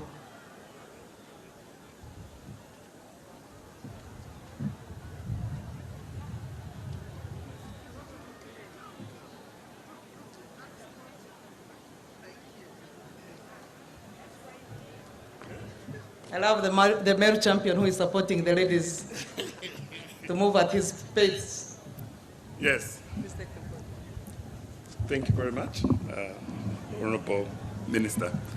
Your Excellency, President of the Republic of Uganda, I couldn't come up here by myself. I had to come with my sisters. So please allow me, with your permission, for them to introduce themselves. Please. Pauline. Mheshimiwa Baba, Rais wa Jamhuri ya Muungano ya Uganda, Mheshimiwa Mama, asante sana kwa kutuheshimisha na heri sana kwa sikukuu ya kina mama duniani. Your Excellency, President of the Republic of Uganda, the First Lady, all protocols observed. My name is Nwanne Wedobaho, and I'm the resident representative for United Nations Development Program in Uganda. So I'm standing here before Your Excellency with two very powerful women, my two sisters on the United Nations country team in Uganda. Your Excellency, Yoweri Museveni, President of the Republic of Uganda, Your Excellency, Madam First Lady of the Republic of Uganda, Your Excellency, the Vice President, the Right Honorable Speaker of Parliament, the Right Honorable Minister of Gender, Labor and Social Development, Honorable Ministers and senior government officials present, Honorable Members of Parliament, heads of diplomatic missions and heads of UN agencies. Two of my sisters are up with me here on the podium. Representatives of the district local governments, representatives from civil society and the private sector, ladies and gentlemen, all protocol observed, and greetings from the United Nations family in Uganda. I am delighted to address you today as we gather to mark this year's International Women's Day under the theme, Accelerate Action for Gender Equality. And I must add, gender equity and gender parity in leadership, which calls for bold and strategic interventions towards a gender-equal future. The commemoration is happening at a time when the world is marking the 30th anniversary of the Beijing Declaration and Platform for Action, a landmark commitment adopted by 189 governments in 1995, setting the world on a path toward gender equality that was valid then and is valid today. Your Excellency, ladies and gentlemen, Uganda is applauded for the policies and programs you have implemented to support women's economic empowerment, such as the National Development Plan 3 and the new one, National Development Plan 4, the Parish Development Model, where women participate fully without discrimination, the Uganda Women Entrepreneurship Program, and the Generating Growth Opportunities and Productivity for Women Enterprises, GROW project. These initiatives, amongst many others, are creating opportunities for women to transition from subsistence to market-oriented activities, enabling them to participate in labor market, access sustainable livelihood options, including financial inclusion, and enhancing household and community resilience. And above all, they promote economic growth in Uganda. Despite these achievements, some challenges persist. Women and girls still face social structural barriers, such as patriarchy, which hinder their potential growth and fulfillment, and they also face persistent gender-based violence and also the burden of unpaid care work, which continues to limit women's full participation in the economy, translating to lost opportunities and significant costs to the country. Your Excellency, with just 5.5 years now remaining to achieve the Sustainable Development Goals by 2030, it is now as important as ever for us to collectively redouble our efforts, advancing SDG 5, Sustainable Goal 5 on gender equality, which is a critical factor which will also underpin the achievement of all the others SDGs. As we reflect on this year's International Women's Day theme of accelerating action for gender equality, let us commit to working together to accelerate bold actions to promote gender equality and women's empowerment in Uganda. Your Excellency, permit me to share an example of how our concerted efforts are making a difference in advancing gender equality while laying the groundwork for food security and resilience, and ensuring access to nutritious food. Through United Nations support to women's leadership in sustainable agriculture, the Kabong Women's Farmers Association, improved agronomic practices and marketing, and grew from 67 members in 2015 to over 1,800 members today. They have sold maize and beans over this same period worth in excess of $1.6 million US. And this has facilitated the support to the United Nations supported school feeding programs in the Karamoja sub-region, boosting both local nutrition and their economic power. The women of Karamoja are working for Karamoja to feed Karamoja. That is excellent, I think. I call upon all stakeholders, the government, private sector, development partners, civil society, community leaders, the women of Uganda, to take stock of the gains, to take stock of the gaps, and what needs to be done to promote real and strong gender equality. I wish to highlight some of the actions that we need to take. First and foremost, I think we need to invest in women and girls by strengthening implementation of existing gender-responsive policies. This alone can catalyze changes in various ways. For instance, enabling more women and girls to access and benefit from economic opportunities, enabling girls to complete their education cycles, and ensuring perpetrators of violence against women are held accountable. We can also expand access to finance for women by enhancing financial literacy, supporting women-led businesses, and ensuring equitable access to credit and investment opportunities, including value addition, particularly in agriculture, innovation, and the circular economy. We can also support women, support them strongly in the area of digital inclusion for women to enhance their competitiveness and effective participation in the economy. We must also address unpaid care burden by recognizing and redistributing care work to enhance women's economic participation. Men need to do their part for caring after members of their family, especially children.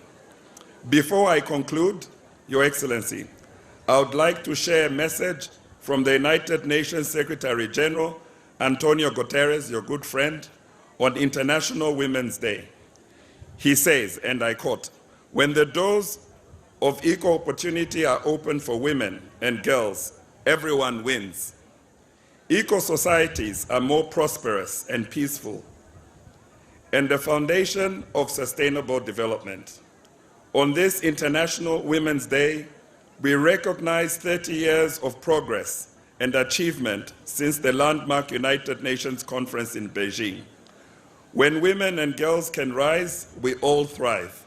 Together, let's stand firm in making rights, equality, and empowerment a reality for all women and girls, for everyone,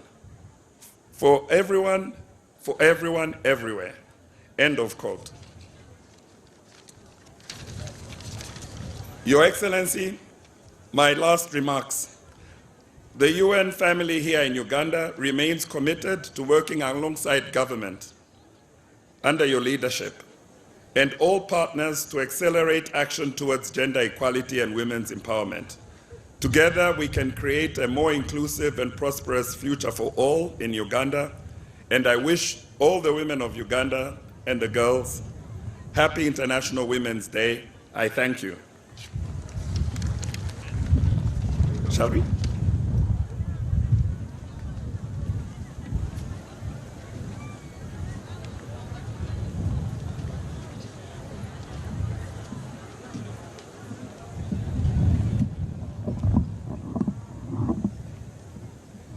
Thank you, Excellency, the coordinator of United Nations. Can I take this opportunity to invite Her Excellency, the Ambassador of Sweden, as she comes. Sweden has been a key partner in our development on gender equality and women empowerment. And we took the example because they have already achieved parity, but they have also been supporting many interventions. As she comes, I want to recognize the presence of a big delegation from Mitiana. Honorable Nabakova Judith came with a very big delegation from Mitiana. You are recognized. Thank you for coming. Another big delegation came from Chiboga. Honorable Ruth Nankabirwa brought a very big delegation from Chiboga. And the Honorable Singer Harriet brought a big delegation from Hoima. Honorable Sarah Namuju, Honorable Sarah Najuma brought a big delegation from Nakaseke. And another big delegation came from Kamuli. Kamuli, sponsored by the First Deputy Prime Minister, came along with a very big delegation. Your Excellency, the Ambassador of Sweden, kindly come and make your remarks. Thank you very much. Your Excellency, the President of the Republic of Uganda, Excellency, the First Lady of the Republic of Uganda, Her Excellency, the Vice President, Honorable Ministers, Members of Parliament, Excellencies, Heads of Diplomatic Missions, UN agencies, distinguished representatives from civil society, private sector, government institutions, local leaders, development partners, ladies and gentlemen, all protocols observed. It's an honor to stand before you today, representing Team Europe and the gender development partners in Uganda, as we gather here in Kiankwanzi district to celebrate International Women's Day 2025.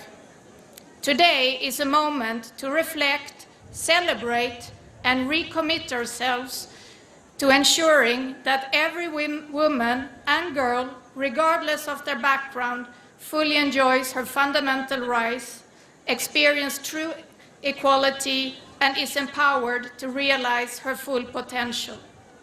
Sweden has long championed gender equality as a cornerstone of our society.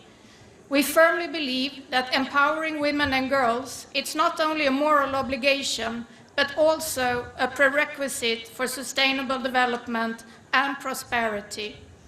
This commitment is reflected also in our development cooperation, where gender equality and the empowerment of women and girls are prioritized. As we have heard today, this year marks the 30th anniversary of the Beijing Declaration and Platform for Action, which is regarded as a comprehensive and transformative framework for advancing gender equality globally and a landmark commitment to women and girls world over.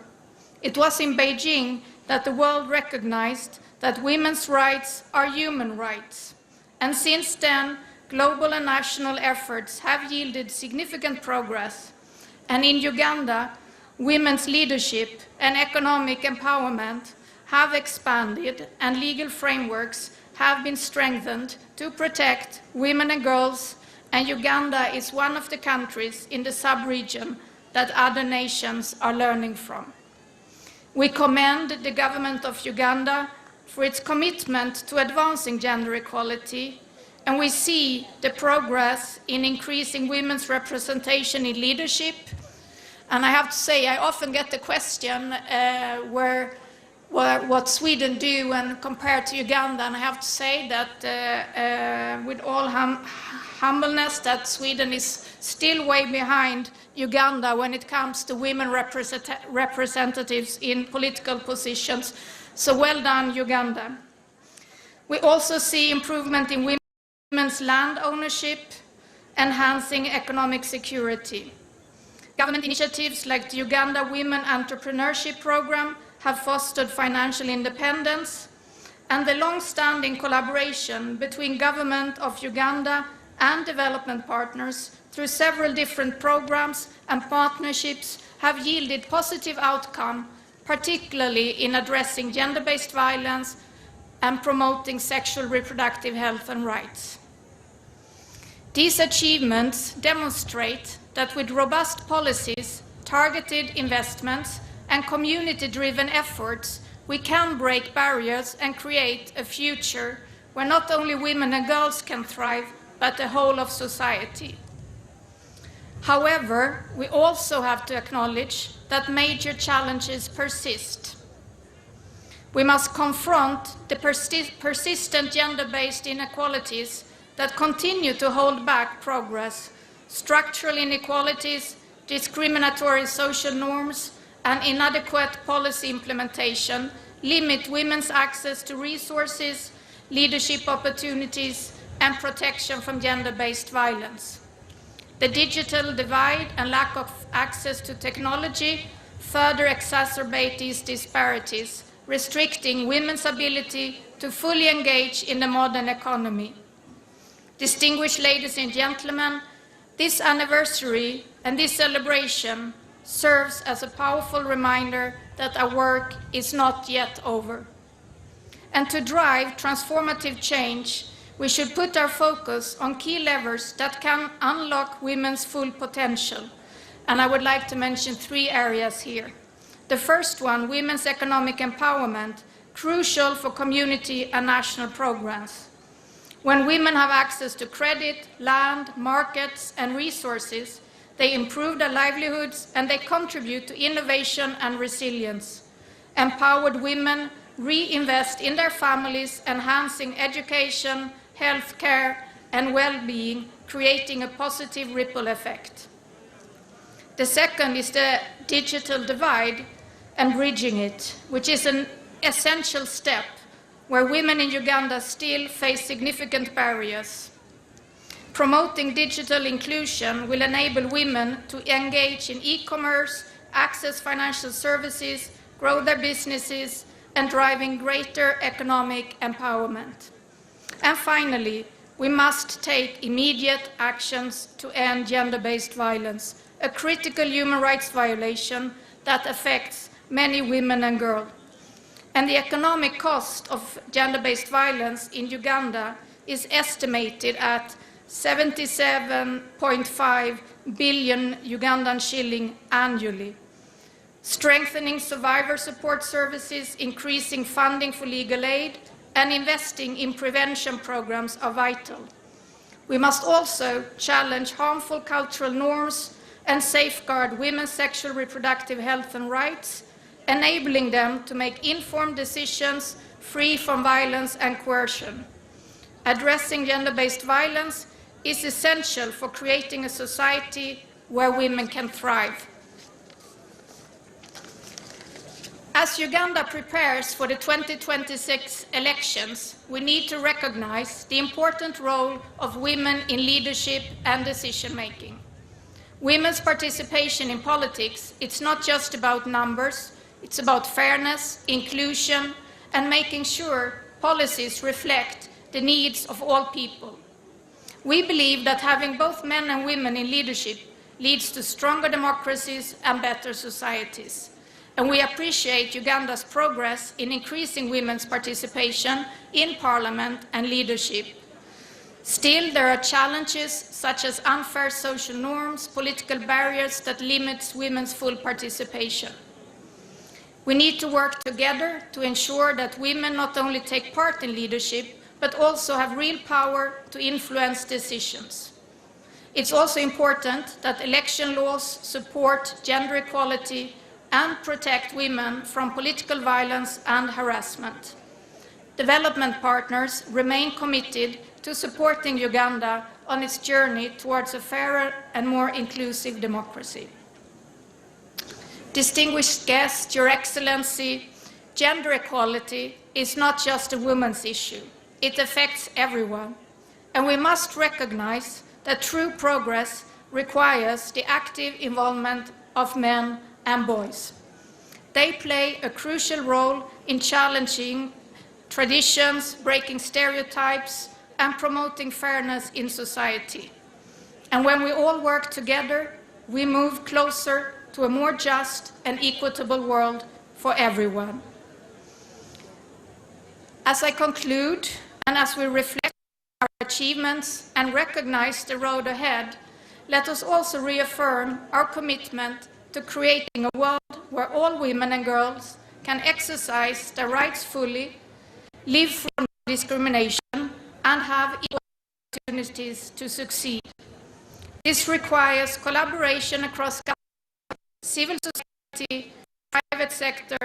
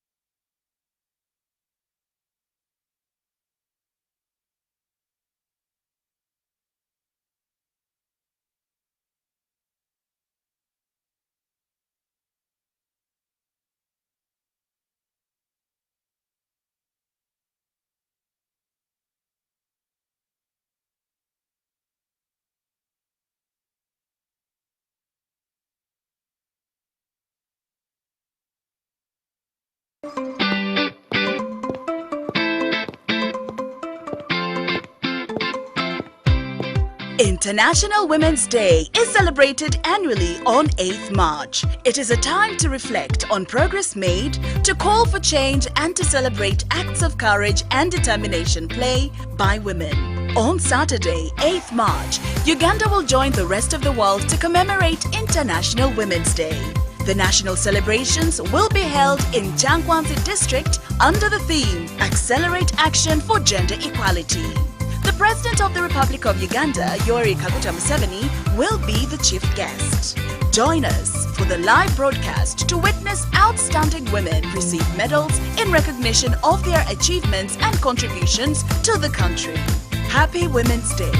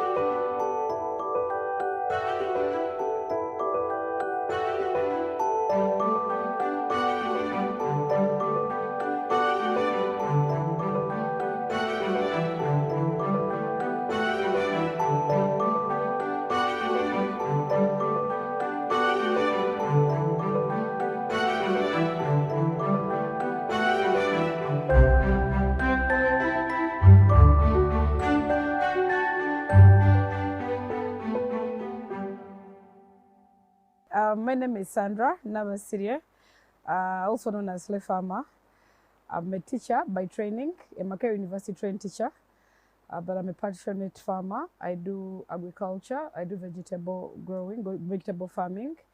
I'm also passionate about agrotourism. I grow vegetables for sale. I also raise seedlings, vegetable seedlings for sale. I'm also passionate about agrotourism, promoting agriculture through tourism. For agriculture, my journey goes way back in 2019. It was a love for money, I'll be very honest. For those of you who have been following my story, I didn't have any passion or love for farming. I was in class teaching. I was a teacher at Trinity College in Abingo, a young teacher making money. I think it was at that time, it was a scarce period for tomatoes. They were very expensive. I think a box that time was going for 400,000 if I remember correctly. 350 to 400. So I'd gone to buy tomatoes. Then they told me, "Tewaliza abibiri. Nyanye mu ya bitano." One tomato is for 500. I was like, "What do you mean one tomato is for 500? How?" Then I went to vendors. Told me, "Yeah, tomatoes are scarce. Teziri was, it was there." So that triggered something in me, that how are tomatoes this expensive? What do you mean they are scarce? We have land in our country. Doesn't mean we import them. So I went to another vendor, like, now we get them from Masaka. That time I used to stay in Nabingo, along Masaka Road. Ziva Masake, yo, next to the, not next to, there's a Mutukula border, Vichie, yo, Vaitayo, Rakai side. That's where I think most prominent tomato farmers come from. Around here, we don't grow tomatoes. So that sparked off the love. Actually not the love, but I was just inquisitive. I needed to know how people are making money. How come tomatoes are this expensive? And that time where I was staying, it was a semi-urban area. So I had neighbors around, but I also had space, about 80 decimals. So I told myself, wait, if I'm facing this problem, probably my neighbors also facing the same problem to access groceries. And actually where we were staying, It was some distance from like a trading center. If you needed to buy, you had to go to Nabingo Trading, the main center. So me being an entrepreneur,